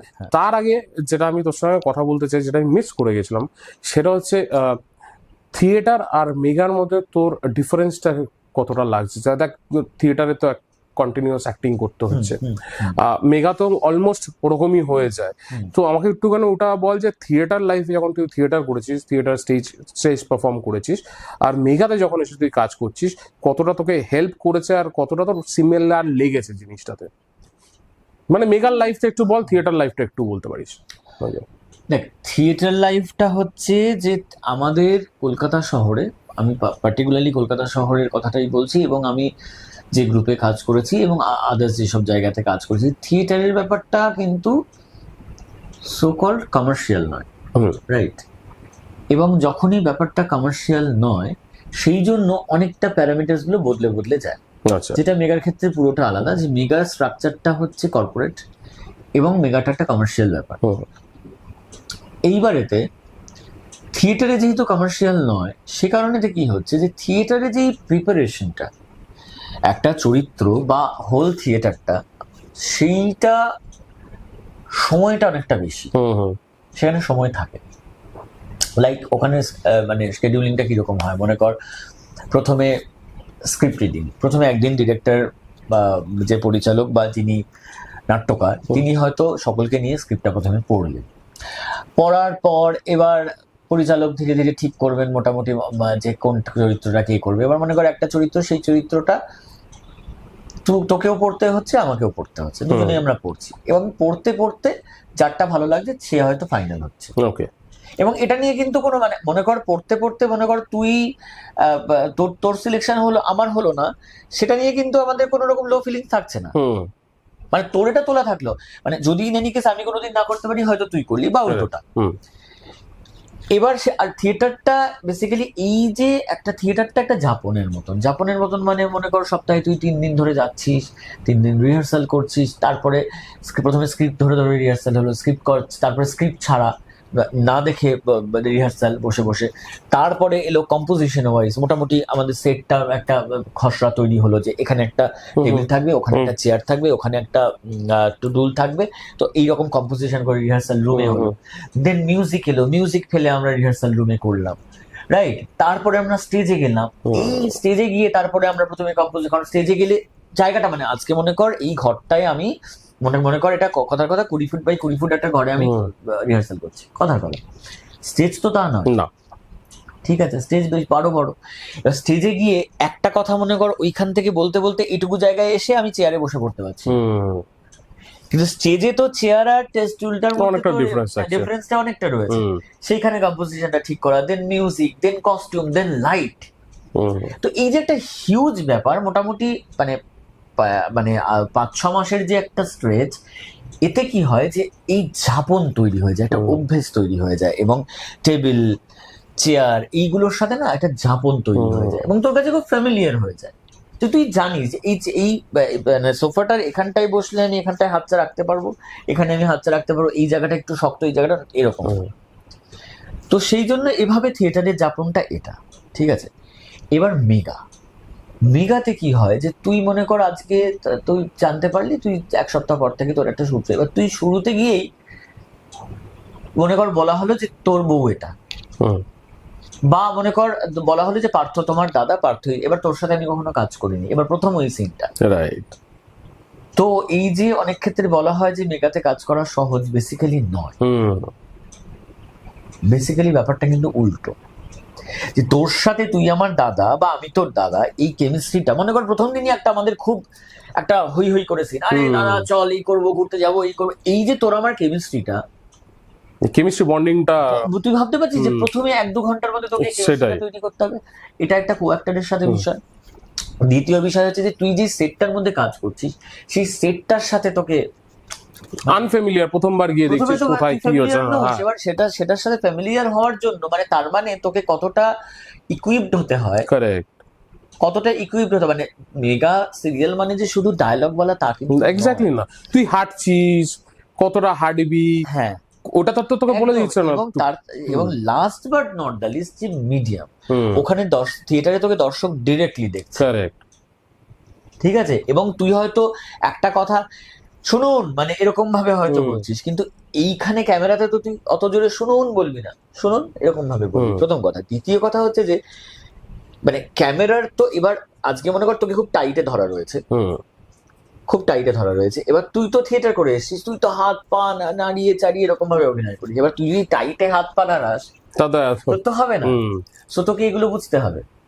correct. মানে সেই জন্য মানে ক্যামেরাতে কাজ করাটা থিয়েটারেরটা ডেফিনেটলি থিয়েটারের একটা আলাদা রকম ভাবে কঠিন। আমি হুম। থিয়েটারটাকে সহজ বলছি না, থিয়েটারটার ক্ষেত্রে যেহেতু এটা হয় যে অনেক দিনের একটা রিহার্সাল, এই রিহার্সালটা না শিখিয়ে দেয়। হুম, চট করে যদি তোকে থিয়েটারে গিয়েও অভিনয় করতে, মানে আমি বলছি যে মনে কর যদি সিচুয়েশনটা এরকম হয় যে একজন মানুষ অনেকদিন ধরে মেগা করছে হুম, বা ছবি করছে, দুম করে তাকে থিয়েটারে এনে দিলে সেই যে থিয়েটারে খুব ভালো করে ফেলবে সেটাও কিন্তু নয়, হুম। ভাইসি ভার্সা ব্যাপারটা।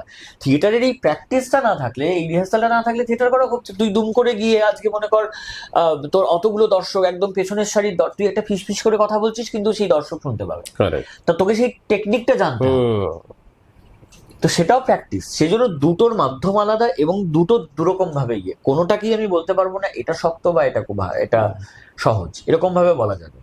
Right, right. তো এই মেগা থেকে মানে সরি থিয়েটার থেকে মেগার এটা ব্যাপার ডিফারেন্সেস গুলো এটা। হ্যাঁ, এইটা তো, এটাই জানার দরকার ছিল আমার, কারণ হ্যাঁ কারণ থিয়েটার করে লোকে মেগাতে আসছে অনেকে, আর দুটোর আমার মনে হয় লাইফ আলাদা। তুই যেটা বলি এক্সপিরিয়েন্সটা আমার কখনো ছিল না যে হ্যাঁ, এই আরেকটা সরি তোকে হ্যাঁ, না না না, বল। আরেকটা জিনিস মাথায় এলো, এবার মনে কর এই যে আমাদের মেগাতে কি হয় মানে কম্পোজিট শট হয়, হুম, সবাইকে একসাথে নিয়ে হলো, হুম। তারপরে যে ক্লোজ, এবার মনে কর একটা কম্পোজিট শট হচ্ছে হয়তো সকালবেলা, সেটা হুম। ক্লোজটা হচ্ছে বিকেল বেলা।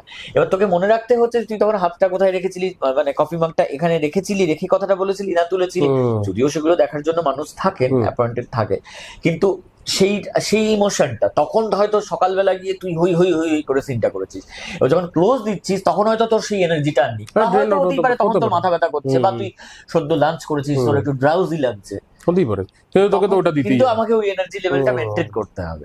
সেটা তো আছে।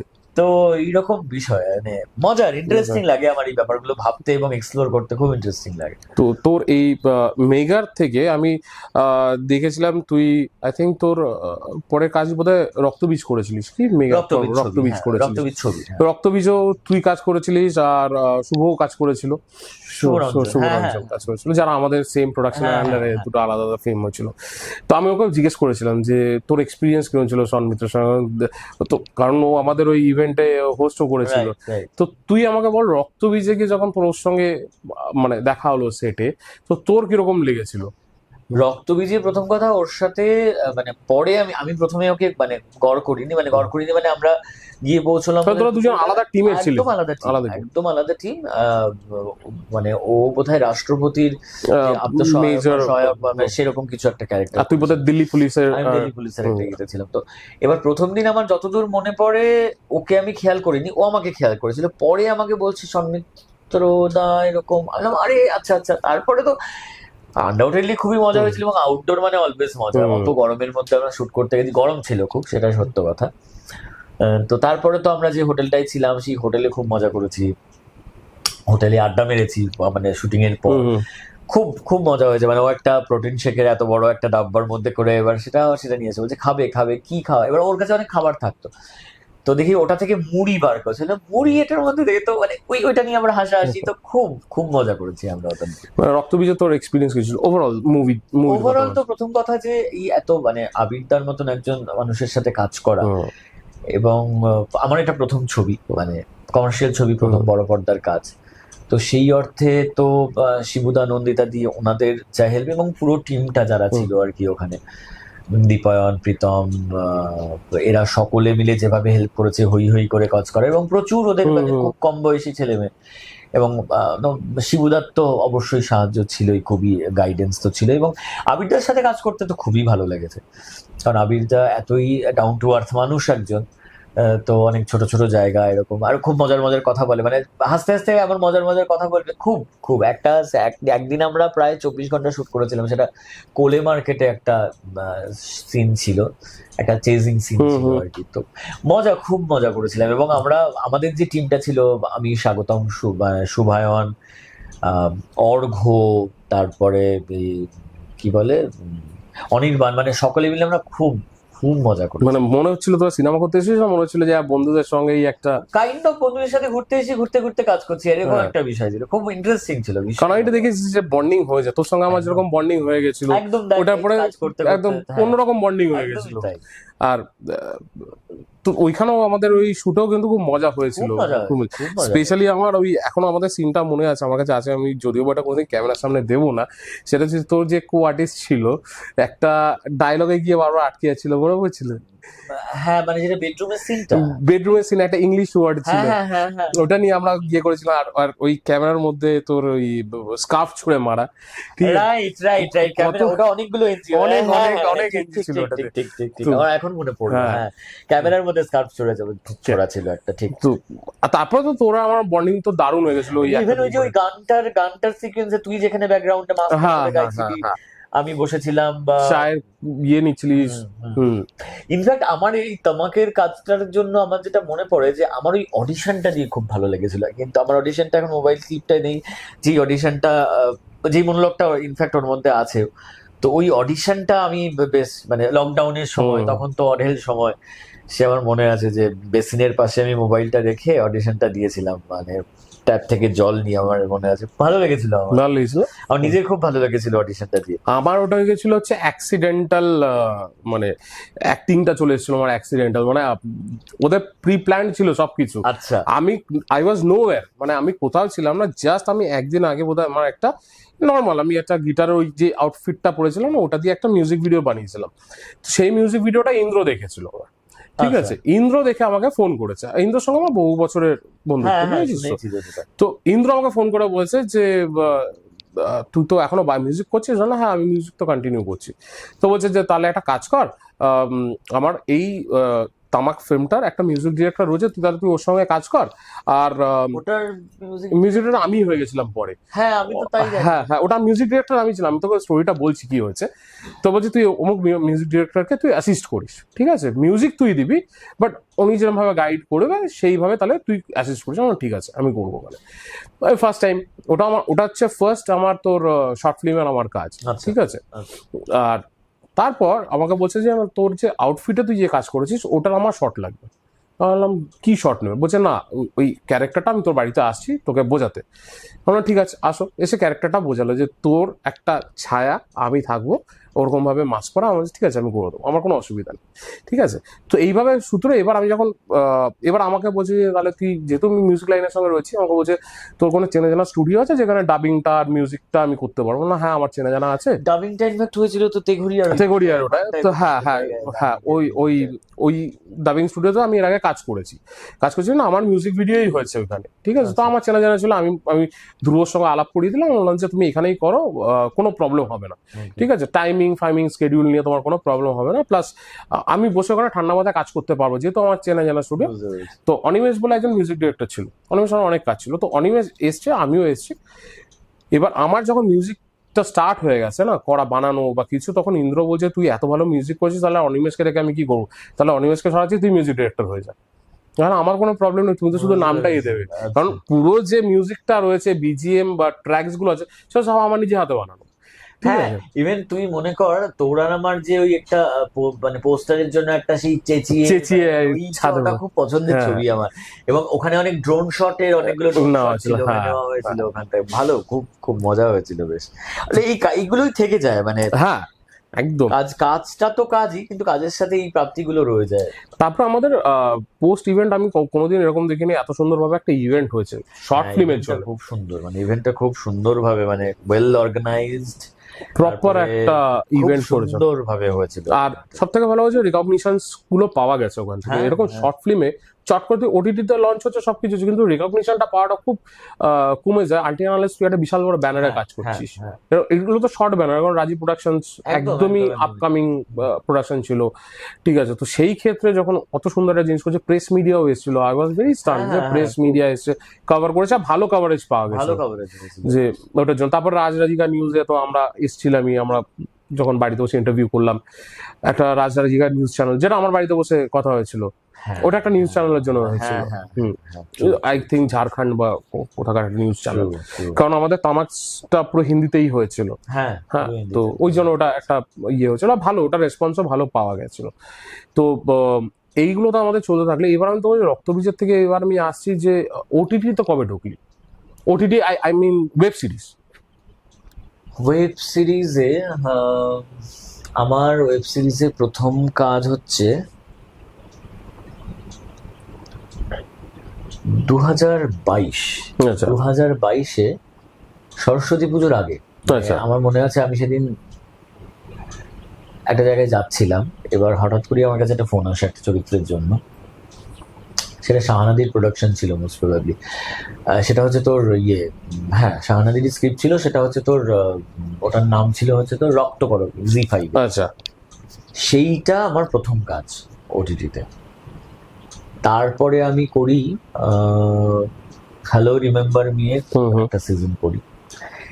সেটার পর আমি করলাম, গত বছর করলাম কেমিস্ট্রি মাসি। কেমিস্ট্রি মাসি করবার পর কেমিস্ট্রি মাসিও হয়েছে, ওই হ্যালো রিমেম্বার মিও হয়েছে। কেমিস্ট্রি মাসির পর লাস্ট করেছি অ্যাডভোকেট অচিন্ত আইচ, সেটাও হয়েছে। তো কেমন লেগেছিল অচিন্ত আইচ করতে গিয়ে? অচিন্ত আইচ করতে গিয়ে খুবই ভালো লেগেছে, মানে কারণ ওখানে চরিত্রটা একদম আলাদা এবং ভীষণ ইন্টারেস্টিং একটা চরিত্র ছিল। তুই যদি ওটা দেখে থাকিস, আমি দেখেছি বলে যে একটা চরিত্র এবং মানে একদম আলাদা, মানে খুব খুব তোর জয়দীপ দা খুব হেল্প করেছিল, আমাদের পরিচালক জয়দীপ দা প্রচন্ডই হেল্প করেছিল। এবং আমার মানে কো অ্যাক্টর ছিল সুরাঙ্গনা, বেসিক্যালি সুরাঙ্গনা। হ্যাঁ, সুরাঙ্গনার সাথে কাজ করার তো অভিজ্ঞতা আমার বেশিরভাগ সিনই সুরাঙ্গনার সাথে এবং ওদিকে অলকানন্দাদির সাথে ছিল। তো খুব খুব ভালো লেগেছিল, মানে সবসময় একটা এরকম ড্রাঙ্ক একটা ক্যারেক্টার, অথচ সে আদতে মানে মাতাল নয়, কিন্তু সে ফ্রাস্ট্রেটেড হয়ে ওরকম ভাবে অত মদ খেত আর কি, ড্রিঙ্ক করতো, খুব মানে একদম আলাদা রকমের এবং খুব ভালো। কারণ আমার ক্যারেক্টারটা দেখে খুব ভালো লেগেছিল, মানে আমি তো জানতাম না তুই অ্যাডভোকেট অচিন্ত আইচে আছিস, বাট আমি এগুলো খুব পছন্দ করি দেখতে, নতুন যেগুলো আসে আমি দেখবো, ঠিক আছে। কাজটাও তো খুব ভালো হয়েছে, লোকজন খুব অ্যাপ্রিসিয়েট করেছে, বিভিন্ন জায়গা থেকে প্রচুর লোকে দেখেছে। সেদিনই সুরাঙ্গনার সাথে কথা হচ্ছিল যে হ্যাঁ, এটা অনেক লোক বাইরেতেও, মানে ভারতবর্ষের বাইরেও প্রচুর লোক দেখেছে কাজটা। ভালো, মানে আমার খুব ভালো মানে এক্সপেরিয়েন্স ওটা করতে গিয়ে। তোর ওটিটিতে যখন কাজ করছিস, ঠিক আছে, এখন যেটা বলছি, তোর এখন কোনটাতে বেশি ইন্টারেস্ট, মানে ওটিটি না মেঘা? আসলে এইভাবে না বলাটা মুশকিল কোনটাতে বেশি ইন্টারেস্ট। প্রথমত এই যে আমি থিয়েটার এখন করতে পারছি না, কারণ সময় পাচ্ছি না, খুব মানে স্বভাবত কারণেই মানে সময় পাচ্ছি না, সঙ্গত কারণে। কিন্তু আমার থিয়েটার করতে ইচ্ছে করে, ভীষণ ইন্টারেস্ট আমার। মাঝখানে তুই থিয়েটার করেও ছিলিস, আমি দেখেছিলাম। মাঝখানে আমি হচ্ছে থিয়েটার করেও ছিলাম, গন্ধরাজ বলে একটি ইন্টিমেট শো। তারপরে সেটার মানে অনেকগুলো শো হয়েছে সেটা। তো ওই থিয়েটারটা মানে একটা হওয়ার মতো। আর মেগাটা তো সত্যি কথা বলতে চাকরির মতো, এবং মেগাটার যদিও আমি শুধুমাত্র যান্ত্রিক ভাবে দেখি না, কারণ মেগারও চ্যালেঞ্জ আছে এবং মেগা করতেও আমার বেশ ভালো লাগে। মেগাতেও এই দীর্ঘদিন ধরে শুট করতে করতে সেটাও একটা ফ্যামিলির মতো হয়ে যায়। সেই প্রোডাকশন হাউসের প্রত্যেকটা ইউনিটের প্রত্যেকটা লোক, আমার সমস্ত কো অ্যাক্টররা, মেকআপ আর্টিস্ট, সমস্ত টেকনিশিয়ানরা, মানে ওটাও একটা পরিবারের মতো হয়ে যায়। আর মানে মেগাও শেষ হলে তখন এমন মন খারাপ করে যে আচ্ছা শেষ হয়ে গেল। আমি এটা দিয়ে আসছিলাম তোর কাছে, এইটা দিয়ে আসছিলাম, মন খারাপ করে, ভীষণ যে একটা মেগা যখন শেষ হয়ে যায় করে মানে কতটা কষ্ট হয়। কারণ আমি খারাপ লাগে, আমি দেখেছি যে যেগুলো দেখ, আমি তো অ্যাজ অ্যান অডিয়েন্সও দেখেছি, ঠিক আছে, আমাদের সঙ্গে ওটা অ্যাজ আ ফ্যামিলি কানেক্ট হয়ে যায়। যখন আমরা তোকে পর্দায় দেখি, ওটা আমাদের ফ্যামিলির মতনই লাগে দেখতে। কিন্তু তোরা তো কাজ করছিস, তোরা দীর্ঘদিন ধরে কাজ করছিস, আর তারপরে হট করে একটা এমন দিন আসলে যে আজকে জানতে পারলি যে আজকে আমাদের এটার একটা দি এন্ড একটা হ্যাঁ। শেষ বা ফেয়ারওয়েল হবে এটা, তো কতটা মনে কষ্টটা লাগে? অবশ্যই হয়, কারণ মনে কর প্রথম দেখ একটা জিনিসে এটা তো সবটাই তো অভ্যেসের মতো। হুম, এবার আমি রেগুলারলি একটা ফ্লোরে যাচ্ছি, একটা রুট ধরে যাচ্ছি, ফ্লোরে গিয়ে একই মানুষজন, মানে যেই মানুষটা আমাকে গেটটা খুলে দিচ্ছে, তারপরে যেই মানুষগুলো আমার মেকআপ করছে, হুম। যাদের সাথে আমি ডায়লগ মানে ডেলিভারি করছি বা ডায়লগ বিনিময় করছি, এইরকম। তো সেই বন্ধুত্ব খুব তৈরি হয়ে যায়, হ্যাঁ, একসাথে লাঞ্চ করছি, হুম। হয়তো একসাথে খাচ্ছি, এই করছি, তো সবকিছু মিলিয়ে ওটাও তো একটা ফ্যামিলি টাইপের হয়ে যায়। কারেক্ট। তো এবার সেটা যখন দুম করে বন্ধ হয়, এবার তোর সাথে মনে কর আজকে এই পডকাস্টে আমরা কথা বলছি, এবার এমন যদি হতো যে এই পডকাস্টের বিষয়টা নিয়ে রেগুলার আমাদের হচ্ছে এবং আমি তোর সাথে এমন ভাবে জড়িত যে রোজ তোর সাথে দেখা হচ্ছে, অভ্যাস, হুম। এটা একটা সম্পূর্ণ অভ্যাস, রাইট? তো সেইটা হতে তো দুম করে যখন সেটা বন্ধ হয়ে যাবে, তুই তো মিস করবি, আমি তো তোকে মিস করবোই, যে এরকম। যেটা মানে ঘুরতে গেলেও দেখবি হয় না, যে ঘুরতে গেলে মনে কর একটা তুই ট্রাভেল এজেন্সির সাথে ঘুরতে গিয়েছিস, সেখানে হয়তো একটা ফ্যামিলি গেছে বা কেউ গেছে, তাদের সাথে তো মানে ঘুরতে ঘুরতে হয় না যে একটা গ্রুপ হয়ে যায়, যেদিনকে ফেরত তারপরে আসার আবার দিন না মনটা খারাপ হয়ে যায় যে হ্যাঁ। ইস, আমাদের ট্যুরটা শেষ হয়ে গেল। ট্যুরটা শেষ হয়ে গেল, তাহলে আবার করবো। আর সেটা তো ট্যুর, আর এখানে কি, এখানে মানে চরিত্র, মানে চরিত্র। তোর বউ, তোর ফ্যামিলি হচ্ছে, তোর ভাই, তোর মা, তোর বাবা, কারণ নেক্সট সিরিয়ালে ওই সেম বন্ধুরা নাও থাকতে নাও পারে, থাকতে পারে, এবং ঠিক আছে। থাকলেও হয়তো তার সাথে কেমিস্ট্রি অন্যরকম হবে, অন্যরকম হয়ে বা যাচ্ছে। অন্য ট্র্যাকে থাকবে, হুম। এরকম হবে হয়তো। এরকম অনেক জায়গায় হয়েছে যে একজন মানুষ সে তার সাথে অন্য জায়গায় অন্য ট্র্যাকে। হ্যাঁ, আমি তোকে বোধহয় কোনো একটা সিরিয়ালে দেখেছিলাম রাজীবের সঙ্গে কাজ করতে, রাজীব বোস। রাজীব বোস কোন? ফটো রয়েছে বোধহয়, আমি মোস্টলি শুভ বিবাহ। আচ্ছা আচ্ছা, রাজীব লম্বা করে লম্বা। হ্যাঁ হ্যাঁ হ্যাঁ হ্যাঁ, আর রাজীবের সঙ্গে আমার কানেকশন আবার রয়েছে। রাজীবের সাথে তো রক্তবীজেই কাজ হ্যাঁ। করেছি আমরা। হ্যাঁ হ্যাঁ, আমি দেখেছি রক্তবীজেই তো রাজীবের কাজ সঙ্গে আমার করেছি। জানিস তো, আমার কলেজ সিনিয়র ছিল। আচ্ছা, আর আমার সঙ্গে ওর বন্ধুত্ব অন্য লেভেলের ছিল, মানে কিরকম, ও এমবিএ করছে, আমি বিবিএ করছি। ওকে, আমরা একসঙ্গে পরীক্ষা দিতে যেতাম, আর তখন ওর না স্টানার বাইক ছিল একটা, ও স্টানার নিয়ে যেত, আমি RX-100 নিয়ে যেতাম। আচ্ছা, আর ও খুব ওরকম মানে কেয়ারিং টাইপের ছেলে ছিল সেই সময়। ভীষণ ভীষণ। খুব আমার caring। মানে ওর সাথে মানে রক্তবীজে যেটুকু আমার সাথে মানে কথাবার্তা হয়েছে, ভীষণ খুব ডাউন টু আর্থ এবং ভীষণ ভালো, মানে শুধু খুব ভাই করে cooperative। ডাকতো, ভাই তুই বাইকটা ঠিক মতো রাখিস, আমার বাইকের পাশে হ্যাঁ হ্যাঁ রাখিস, হ্যাঁ, খুব ঠিক আছে। কোঅপারেটিভ।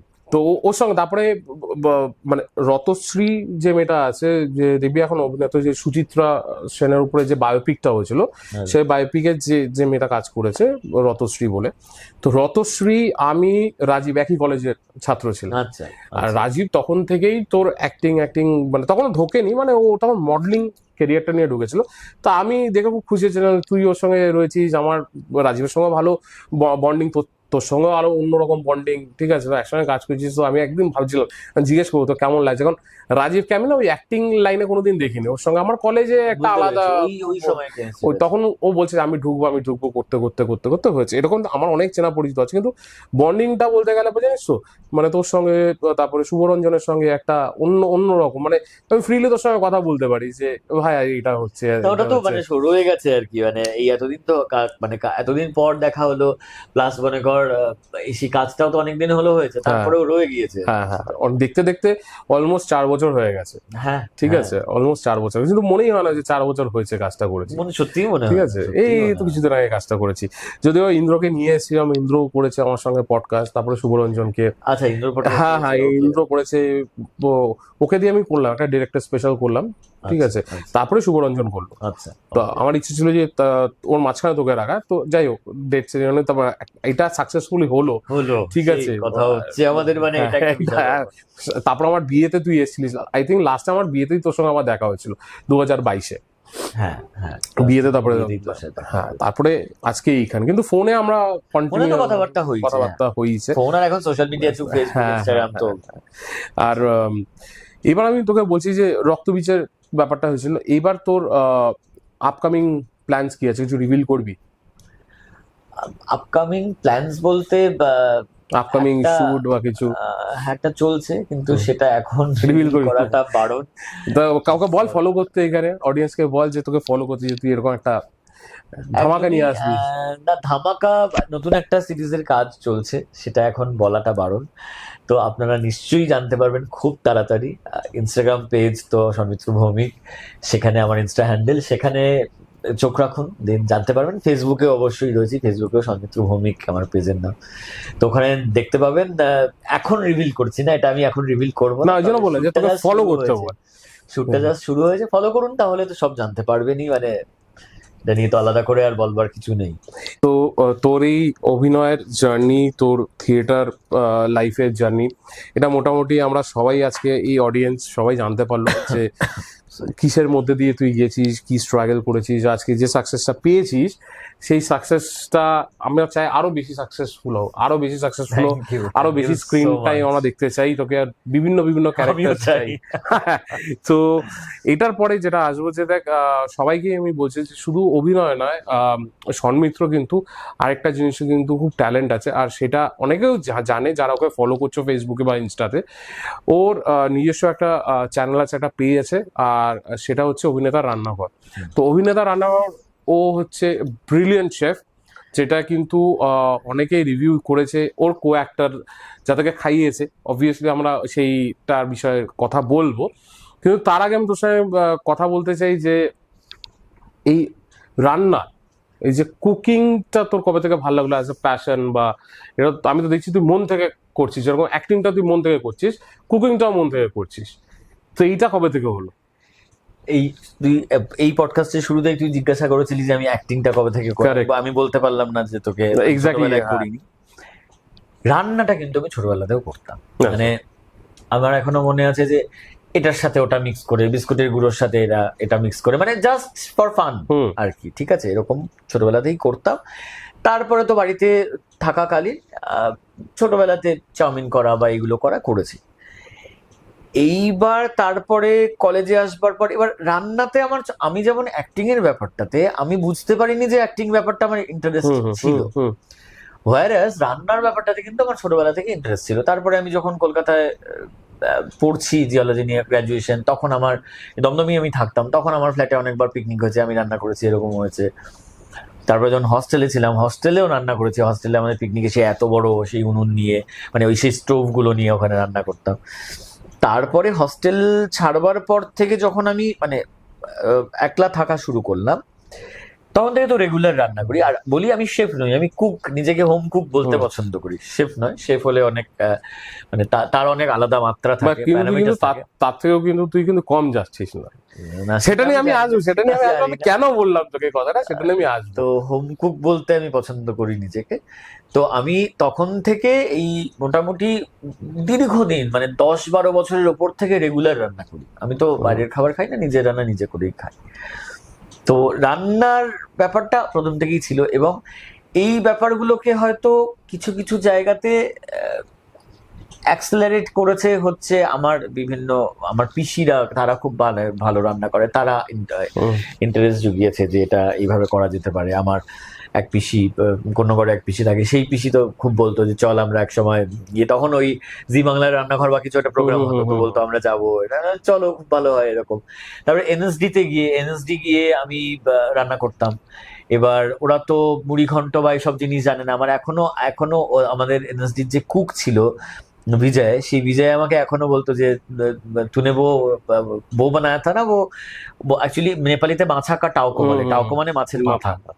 তো মাছা কা টাউকো দেখে वो जो बनाया था ना चावल देखे, तो वो थोड़ा सा मुझे रेसिपी बता दे, মানে মুড়িঘণ্টর রেসিপি ওর খুব ভালো লেগেছিল। তারপরে আমার মনে আছে যে একবার সরস্বতী পুজো করছি আমরা, সরস্বতী পুজোতে এবার আমি জানি না অবাঙালিরা খিচুড়ি বলতে মানে একটু খিচুড়িটাকে একটু ভাবে দেখা হয় যে যার কিচ্ছু করেন নি চালে ডালে মিশিয়ে বসিয়ে দেওয়া হলো। ওয়ারাস আমাদের বাঙালিদের তো খিচুড়ির নানাবিধ নানা রকম হয়, এই খিচুড়ি সেই খিচুড়ি। তো আমি সেবার সরস্বতী পুজোতে আমি বললাম যে সবাই বলছে কি খাওয়া হবে, তো আমি বললাম খিচুড়ি হবে। বলছে খিচুড়ি নেই क्या, खिचड़ी कौन खाते हैं? আমি বললাম चलो तुम लोग देख लेना, तुम लोग खाने के बाद अगर तुम लोगों को लगे ऐसा कि ये खराब है तो फिर मैं दूसरा वाला कुछ डिश तुम लोगों के लिए बना दूंगा। তারপরে ভুনির খিচুড়ি বানিয়েছিলাম, মানে ভুনা খিচুড়ি। তুই বোধহয় রেসিপিটা বোধহয় দিয়েছিস বোধহয়। না, ভুনা খিচুড়ি রেসিপি নেই, ভুনা খিচুড়ি দিইনি। তো আমার মনে আছে যে আমাদের যে ডিরেক্টর ছিলেন, মানে তখন ছিলেন যে বিপিন স্যার, তো উনি আবার বলছে স্যার আরে সন্মিত্রা থোড়া সা और देना, মানে এটা আমার জন্য একটা, উনি খুব কম খান, কম খেতেন, ভীষণ মাপ বুঝে। স্যার আরেকবার চেয়েছে খিচুড়ি, মানে মানে ইটস মানে বিগ কমপ্লিমেন্ট। হ্যাঁ, তো তো এইরকম মানে রান্না করতে আমার খুব, মানে রান্না ব্যাপারটা আমার মানে মেডিটেটিভ লাগে ভীষণ। রান্নাঘরটা আমার খুব নিজের হ্যাপি প্লেস মনে হয়, রান্নাঘর আর জিম, এই তো দুটো জায়গা যেদিনকে তো নিজের বাড়ি তুই রান্নাঘরটা সব থেকে বেশি, এক্স্যাক্টলি মানে বেডরুমের থেকে বেশি রান্নাঘরের পিছনে তুই রান্নাঘর নিয়ে আমি এতটাই বেশি প্যাশনেট। মানে আমার দুটো, ওই যে বললাম আমার দুটো হ্যাপি প্লেস, একটা হচ্ছে আমার জিম, যেখানে হুম। গেলে আমি ভীষণ, সেটা নয় সাইন্টিফিক কারণ, হুম, চল হুম। এক্সারসাইজের জন্য। মানে বাড়ির ভিতরে থাকলে পর তো বাড়ির ভিতরে রান্নাঘর মানে আমার খুব খুব খুব মানে ভালো এক তো আমার জিনিসপত্র থাকবে, আমার জিনিসপত্র, এবং এবং আমি আমার মতন এবং থাকবে হ্যাঁ আমার মতো থাকবে। এবং অদ্ভুত ব্যাপার দেখেছি যে রান্নাঘরের সাথে মানে যে রান্না করে তার না একটা কানেকশন কেমিস্ট্রি থাকে, কানেকশন থাকে। মানে আমি যদি তোর এইখানে কিচেনে রান্না করি সেটা হয়তো আলাদা টেস্ট হবে, কিন্তু নিজের কিচেনে রান্না করলে কনফিডেন্স থেকে আরম্ভ করে সমস্ত আমি কিছু বলছি হবে। আমি আমি আমি রান্না করি, মানে যখন আমার যেটুকু দরকার পড়ে আমি রান্না করতে পারি। বিশাল কিছু রান্না করতে পারি না, বাট হ্যাঁ আমি চালিয়ে নিতে পারবো। আমাকে যদি কেউ বুঝে বলে মাংস ভাত করে দেয়, মাংস ভাতটা করে দিতে পারবো। তো আমি যতটা কনফিডেন্ট আমার রান্না করে, যে আমি জানি যে আমার আউটপুটটা এটা বেরাবে। আমি যখন মশালা টি বানাই, বা আমি না চায়ের, আমি খুব চা লাভার, আমি কফির থেকেও বেশি চা পছন্দ করি। আর চায় আমি বিভিন্ন ভ্যারাইটিস বানাতে পারি। আচ্ছা, ঠিক আছে, তো আমার শ্বশুরকে বলেছিল যে তুমি একটু বাবাকে মশালা টি বানিয়ে দাও। সেদিনকে অতীব জঘন্য মশলা টি বানিয়েছি আমি, কারণ কি আমি অন্য একজনের রান্না করা পাচ্ছি, আধা আইটেম পাচ্ছি না আমি খুঁজে, আচ্ছা, আধা জিনিস খুঁজে পাচ্ছি না। আর আমার এখানে কি আমার ইউটেন্সিলস আমি জানি এতটা ঢালতে না, হবে, এটা এটা বন্ডিং থাকে রে, হ্যাঁ। বন্ডিং হয় একটা তো মানে। সেম যখন আমার শ্বশুর এসে এখানে খেয়েছে, বলছে অসাধারণ চা। আর সেম যখন আমি ওখানে বানিয়েছি, আমি বানাতেই পারিনি চা।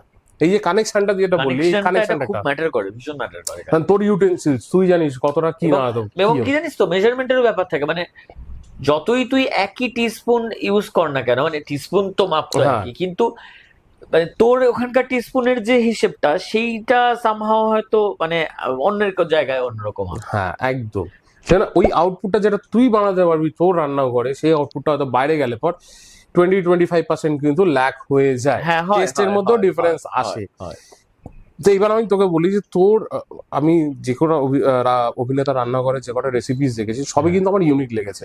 হ্যাঁ, একটা একটা যেটা আমার মন ছুঁয়ে গেছিল হচ্ছে, দেখ আমি একটু মিষ্টি খেতে ভালোবাসতাম, এখন বাসি না due to many factors, but আমাকে যদি কেউ এসে রাবড়ি দেয় না, আমি রাবড়ি চেটে বুটে খেয়ে নেবো। আমাকে রাবড়ি দিতে দিতে দিতে আমি, আমার যখনই কোনো দিন ফুড ক্রেভিং হয়, আমি একটা মানে সুইট ক্রেভিং হয়, আমি একটাই জিনিস চাই, রাবড়ি আনতে যাচ্ছি আচ্ছা, আমি, ঠিক ওকে, আছে। ওকে। তা আমি একদিন তোকে দেখেছি ডিম দিয়ে রাবড়ি বানিয়েছিলিস, আর তোর সেটে তুই নিয়ে গেছিলিস সারপ্রাইজ করার জন্য তোর যে যে কো আর্টিস্টরা রয়েছে। হ্যাঁ, তো প্রথমে তো অনেকে কেউ বলতে পারেনি, প্রথমে বলেছে এটা রাবড়ি, কিন্তু কি দিয়ে রাবড়িটা তৈরি এটা বলতে পারি। এটার পিছনে একটু স্টোরিটা বলছি, তুই এইটা কি করে আবিষ্কার করলি?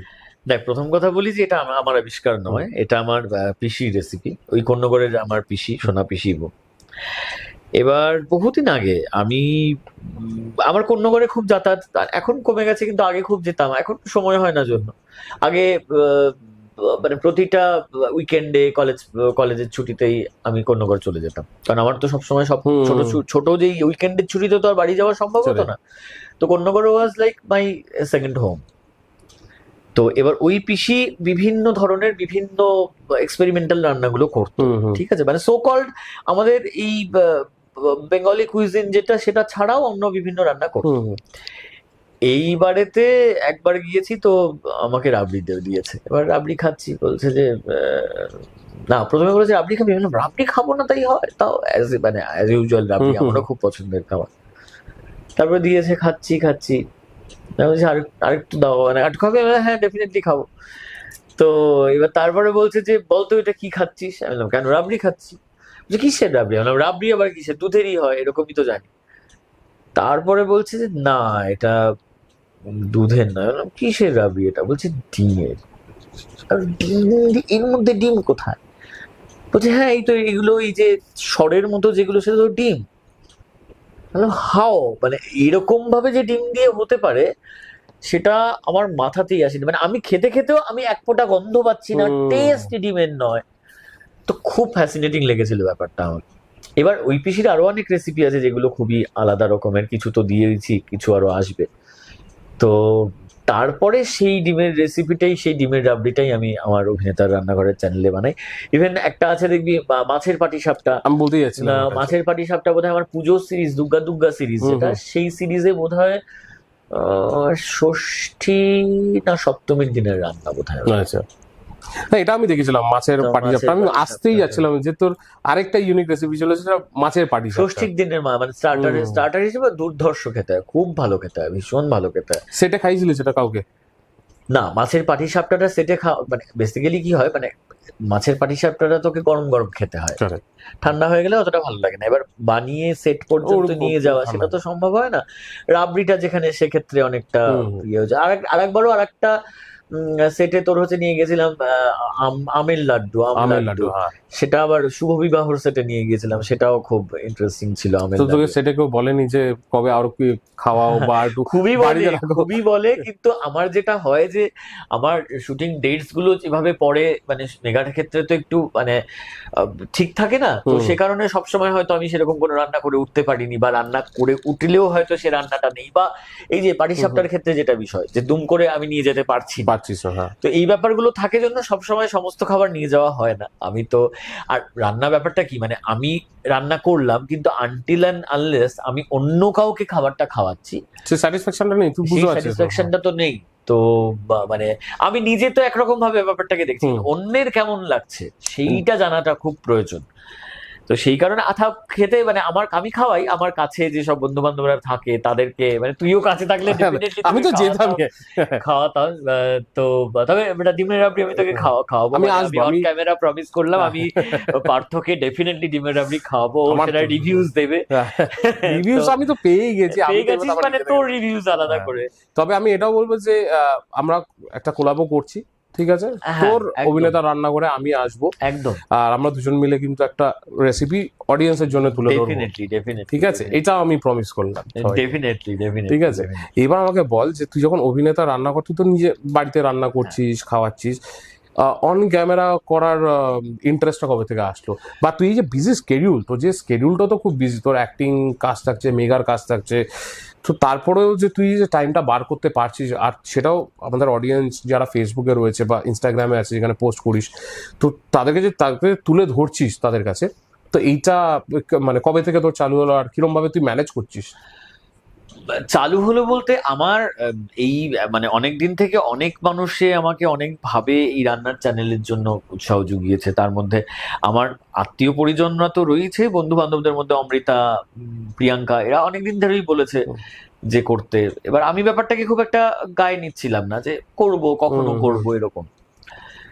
লাস্টলি আমার এক বন্ধু স্বর্ণজিৎ, ও ব্লগার, ও ইউটিউবার, তো ও আমাকে খুব উৎসাহ, মানে ও যেহেতু মানে ব্লগিংটা যেহেতু পুরোটা ব্লগিং শুরু করার পর ন্যাচারালি সেটার আটঘাট, সেটার টেকনিক্যালিটিস জানবার পর ও হয় না যে একজন বন্ধু ইন্টারেস্টেড হলে সে তো আরেকজনকে বলবে, তো ও আমাকে খুব পুশ করে যে তুমি করো, এটা যত দেরি করবে, কারণ করতে করতেই তো শেখা, তো তুমি করলে তাহলে বুঝতে পারবে। তো আমি তারপরে ওর কথাটাতে না খুব মানে মোটিভেটেড হলাম, মানে লাস্ট মোমেন্ট মোটিভেশন যাকে বলে, ওই 70 মিনিট ছিল না, সেই 70 মিনিটের মতন বিষয়ে একদিন আমাদের আড্ডা মারতে মারতে এরকম বললো, তারপরে আমি তোর কাজটা শুরু করার পর, এবং ন্যাচারালি প্রথম দিকে ভুল ত্রুটি ছিল, এখনো ভুল ত্রুটি ইনফ্যাক্ট আছে, কারণ সমস্ত টেকনিক্যালিটিস আমার অত ভালো নয়।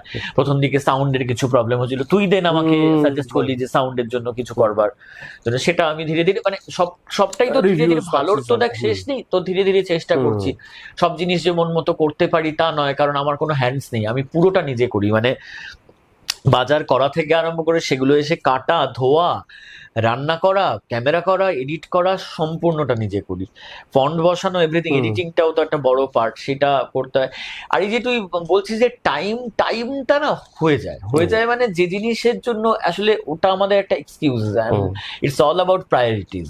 মানে তুই প্রায়োরিটিস গুলোকে কিভাবে ফিক্স করছিস সেটার উপর ডিপেন্ড করে। মানে আমি হয়তো পরদিন শুট, কিন্তু আমাকে এপিসোড ছাড়তে হবে, আমি হয়তো 2টো পর্যন্ত এডিটিং করছি, এটা হয়, এটা হয়। ঠিক আছে, একটু প্ল্যানফুলি করলে, মোটামুটি একটু চক আউট করলে হয়ে যায়।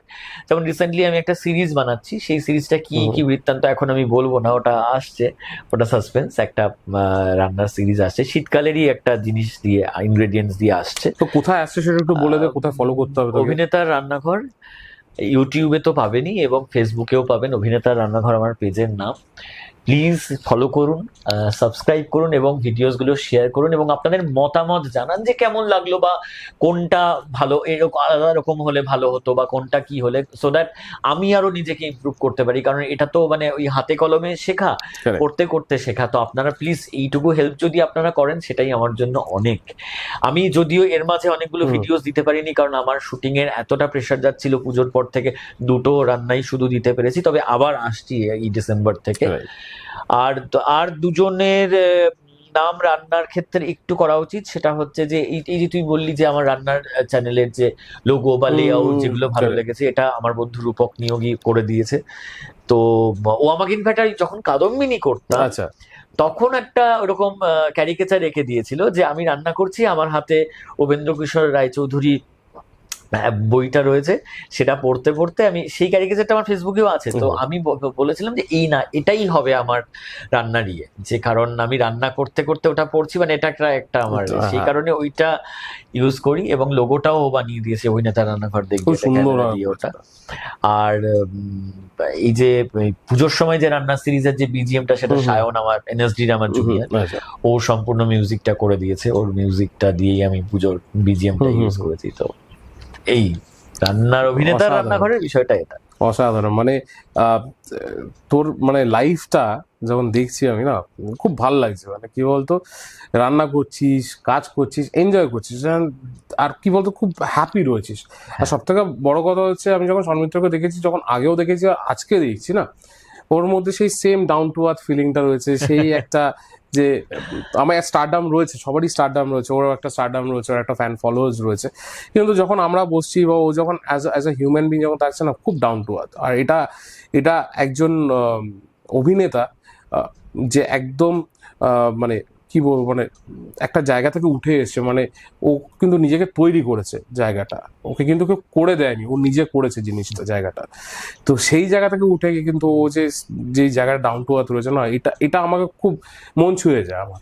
আর যেই কারণে কি বলতো, আমার এত বন্ধু থাকতে গেল, সন্মিত্রর সঙ্গে কিন্তু আমার বন্ডিংটা কিন্তু মানে টোটালটাই আলাদা, একদম। টোটালটাই আলাদা।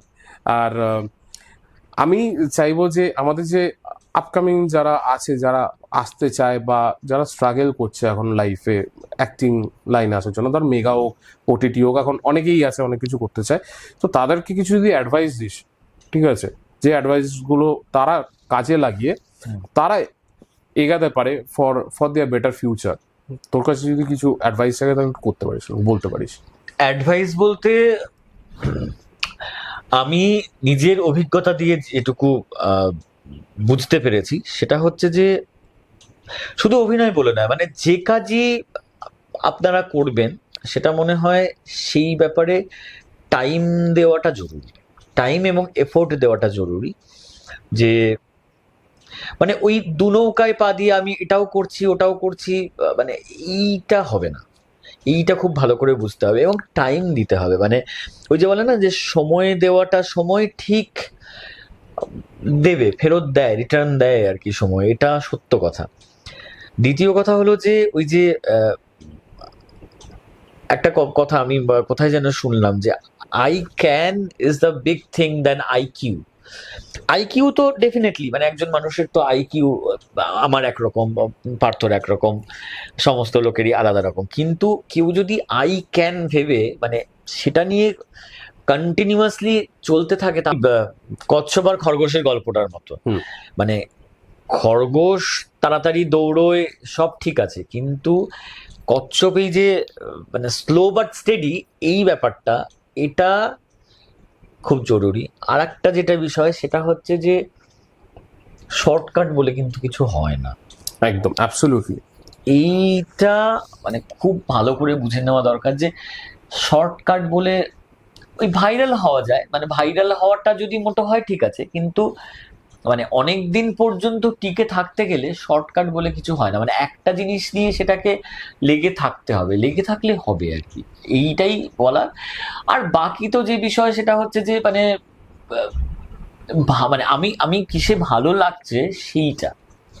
কারণ এখন যেটা পার্থ, আমার যেটা মনে হয় যে নতুন অনেকের ক্ষেত্রেই দেখেছি যে শেখার ইচ্ছেটা খুব কম, একদম, মানে শো অফটা বেশি। আমি হয়তো পুরো গল্পের বইটা পড়লামও না, একটা বই নিয়ে ছবি দিয়ে আমি একটা হ্যাশট্যাগ এই দিয়ে দিলাম, বাট বেসিক্যালি শেখা বা পড়ার ইয়েটা তো খুব কম, মানে একদম, পড়ার একদম, ধৈর্য কম, কারণ ধৈর্য কমে যাচ্ছে। কিন্তু হবে, মানে আমি বলছি না হবে না, মানে 1-2 ভিডিও ভাইরাল হবে লোকজন, কিন্তু তারপরে লোকে ভুলে যাবে। কারণ মানে আপনারাও জানেন বা তোমরাও জানো যে গত মাসে কোন এই গানটার সাথে হুক স্টেপে আমরা নেচেছি, আমরা কিন্তু এই মাসে বলতে পারছি না। না, সেটা সম্পূর্ণ হারিয়ে গেছে। তো সব তো ওরকম হয় না, হবে সেই না, জন্য এখন সবকিছুই খুব মানে ক্ষণিকের, সেই জন্য যেটা করতে হবে সেটা খুব ভালো করে করতে হবে। এক্স্যাক্টলি। মানে আই মিন ডিপে গিয়ে করতে হবে, গভীরে গিয়ে জেনে শুনে পড়াশোনা করে করতে হবে। ওই যে বলে না অল্প বিদ্যা ভয়ঙ্কর, ওটা করলে পর খুব খুব কিন্তু বিপদ এখন হয়ে যাবে। বেশিরভাগ ক্ষেত্রে তাই তাই হচ্ছে, হচ্ছে, তাই এখন হচ্ছে। বেশিরভাগ ক্ষেত্রে তাই কারণ হচ্ছে। অ্যাভেলেবিলিটিটা এত ইজি হয়ে গেছে না লোকের কাছে, হ্যাঁ হ্যাঁ যে একটা ক্যামেরা আইফোন দেখ, একটা সময় আমরা আইফোন নিতে ভাবতাম 10 বার হ্যাঁ ভাবতাম, এখন হ্যাঁ আইফোন হ্যাঁ, লোকের হ্যাঁ, হাতে হাতে। একদমই তাই, কেন কি না, আমি ভিডিও শুট করছি, আমি একদমই কন্টেন্ট তাই, বানাচ্ছি, একদমই কন্টেন্ট। তাই। কিন্তু কন্টেন্ট বানাতে গেলে পরেও তোকে যে পড়াশোনা করতে আর হবে। কন্টেন্টের সবচেয়ে বড় কথা, কন্টেন্টের কোয়ালিটিটা কি হ্যাঁ। আমাদের, মানে এই কোয়ালিটি, এই মানটা তো মানে Correct. ভীষণ ভাবে পড়ে যাচ্ছে না, Correct, মানে এই correct. মানটা কোথায় থাকছে। হুম। তো ভালো কাজ করতে গেলে পর ভালো কন্টেন্ট বানাতে লাগবে। হ্যাঁ, মানে এখন সেই তো- কনসেপ্টটাই চেঞ্জ হয়ে যাচ্ছে এখন পুরো। আসলে নেগেটিভ পাবলিসিটি দিয়ে কন্টেন্ট বা হুম। মানে জানি না, আমি অন্যরকম আমি হয়ে আমি গেছে। ব্যাকডেটেড হতে পারি, মানে আমি ঠিক এই ব্যাপারটার সাথে সহমত পোষণ না, আমিও করি না, আমিও সেম, আমি তোর খুব জায়গায় একটা আমিও আছি। সহমত পোষণ করি না। মানে আমার যেরকম ক্লিন আমি কন্টেন্ট তাদের কিন্তু আমি তাদের স্ট্রাগলটা বা তাদের এফোর্টটাকে আমি কোনোভাবেই কিন্তু ছোট করছি না। ডেফিনেটলি তার পেছনে একটা স্ট্রাগল তো ডেফিনেটলি আছে, সবাই সবার মতো করে স্ট্রাগল করে, কিন্তু আমি ঠিক এই কন্টেন্ট গুলোর মানেটা মানে বুঝি না, এবং জানি না যে এই কন্টেন্ট গুলো কি আদতেও কতদিন থাকবে, বা এই কন্টেন্ট কনসেপ্টটাই কি হবে। বা এমনও তো হতে পারে যেটা দেখ, তুই যেটা করছিস সেটার জন্য হয়তো সেই কন্টেন্ট করছে না, ওর কন্টেন্ট হচ্ছে মানি মেকিং বিজনেস হ্যাঁ, হচ্ছে। শুধু মানি মেকিং এর জন্য হলে ঠিক হ্যাঁ। আছে, কিন্তু মানে এটা দিয়ে কিন্তু তুই ফেম পাবি না কিন্তু খুব একটা। আজকে যে তোর যে ফেমটা রয়েছে, আজকে তোর ক্যারেক্টার্স গুলো কিন্তু লোকেদের মনে আছে, কোন সিরিয়ালে কি নাম ছিল সেটাও কিন্তু লোকেদের মনে আছে। এদের কিন্তু সেই জিনিসটা থাকবে না, এরা আজকে দেখছে কালকে কিন্তু ভুলে যাচ্ছে, কিন্তু হ্যাঁ, তোদেরকে একদমই সারা তাই। জীবন মনে এখন রাখবে। তো সব মানে এত রিলস এর ইয়েটা কতটুকু বল না তুই, এক্স্যাক্টলি। একটা শর্টস, বা সেই কারণে তো শর্টস ক্রমশ ছোট হয়ে ছোট হয়ে আসছে, আমাদের যাচ্ছে। ধৈর্যও সেইভাবে ছোট হুম। হচ্ছে আর কি, যে এত বড় জিনিস আমি দেখবো। কিন্তু সেটা নয়, বেসিক্যালি ক্লাসিক মানে বা কাল্ট জিনিস যেগুলো হয়েছে সেগুলো তো আর ওইভাবে হয়নি না। একদম একদম ঠিক। তো ব্যাস এইটুকুই, মানে আমার খুব বেশি কথা বলবার দরকার নেই, কারণ আমার মানে এই অ্যাডভাইস দেওয়ার দরকার নেই, কারণ এটা যারা করছে, হ্যাঁ যুগের সাথে তো ডেফিনেটলি টেকনিক্যালিটিস নিয়ে চলতেই হবে আমাদেরকে, একদম সেটা নিয়ে কোনো প্রশ্নই নেই, কিন্তু ওই বিষয়গুলো লেগে থাকতে হবে আর কি, কারেক্ট। আর শিখতে হবে। শিখতে হবে, শিখতে মানে মানে ভীষণভাবে ইকুইপড হতে হবে। শুধুমাত্র টেকনিক্যালি ইকুইপড হলেও হবে না, আমি বলছি যে তার পড়াশোনা বা দেখা এইগুলো খুব কারেক্ট একদম। তো থ্যাংক ইউ সো মাচ, আজকে একটা থ্যাংক ইউ, সুন্দর একটা জার্নি। যে আমার কথা বলে আজকে খুব ভালো লাগলো, মানে এই টিআরসি তে এসে ভীষণ ভালো লাগলো। আর সব থেকে বড় কথা হচ্ছে প্লিজ ওকে এমনি সবাই ফলো করছে, আরো বেশি করে ফলো করো, ওর চ্যানেলটাকে ফলো করো, ওর পেজ ও সব ডিটেলস কিন্তু আমাদের নিচে দেওয়া আছে। ডেফিনেটলি আমাদের চ্যানেলটাকেও আপনারা ফলো করুন, সাবস্ক্রাইব করুন, লাইক করুন, আর কমেন্টসে জানান যে কেমন লাগলো সন্মিত্রর কোন সিরিজটা আপনার ভালো লেগেছে, কোন মুভির ক্যারেক্টারটা ভালো লেগেছে সেটাও আপনারা জানাতে পারেন। আর প্লাস ওর যে অভিনেতা রান্না করা আছে সেখানে কিন্তু ডেফিনেটলি আপনারা সাবস্ক্রাইব করবেন চ্যানেলটাকে, আর কমেন্টসে জানাবেন যে আপনাদের ফেভারিট রেসিপি কোনটা ছিল, আর কি রেসিপি নিয়েও আসলে পর আপনারা আরো বেশি ইন্টারেস্টেড হবেন, ডেফিনেটলি জানাবেন। তো সন্মিত্র আমাদের পডকাস্টে যারাই আসে, ঠিক আছে, আমি ছোট্ট একটা গিফট রাখি তাদের জন্য, ঠিক আছে? তো আমার ফ্রেন্ডস তুই তো আমার ফ্রেন্ডের জন্য তো আমি এটা তো বাদ দিতেই পারবো না, ঠিক আছে? খুব শর্ট পিরিয়ডে মানে বলেছিলিস আমাকে যে এটা করবি বলে, তো তোর যে মেমেন্টোটা আছে সেই মেমেন্টোটা আমি তোর বাড়িতে কুরিয়ার করে দেবো, ঠিক আছে? তো এটা টিআরসির তরফ থেকে তোর জন্য। Thank you are so much. আমি শুরুতেই একজনের কথা বলেছিলাম যে স্পন্সর করে আর কি আমাদের শো, আচ্ছা, তো তার নিজে হাতে বানানো একটা আর্টিস্টিক ওয়াও, ডেকর আছে, আচ্ছা, হোম ডেকর, সেটা হচ্ছে ইয়াতিস কালেকশনস। তো যারা ইয়াতিস কালেকশনসকে এর আগেও দেখেছো, আবারও দেখছো, যে ইয়াতিস কালেকশনসের হোম ডেকর কিন্তু আজকে আমি সন্মিত্র হাতে তুলে দিচ্ছি দুটো হোম ডেকর।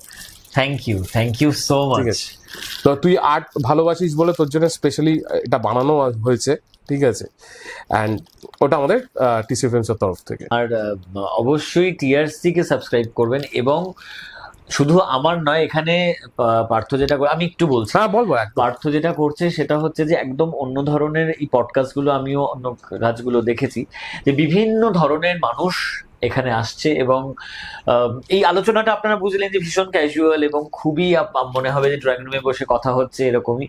তো আপনাদের কেমন লাগছে সেটা তো জানাবেনই, এবং আপনারা শেয়ার করুন, যত বেশি বেশি শেয়ার করবেন তত আমাদের কাজ করতে আরো উৎসাহ পাবে। কারণ পার্থ যখন এটা করে তখন মানে ও আমাকে অনেকদিন থেকেই বলেছে, আমি তো আসতে অনেক দেরি হলো, বাট স্টিল ঠিক আছে, দেরি হয়েছে তাও মানে আলটিমেটলি আমার খুব ভালো লাগছে। আপনারা কিন্তু খুব খুব করে শেয়ার করুন, সাবস্ক্রাইব করুন, ভালো থাকবেন।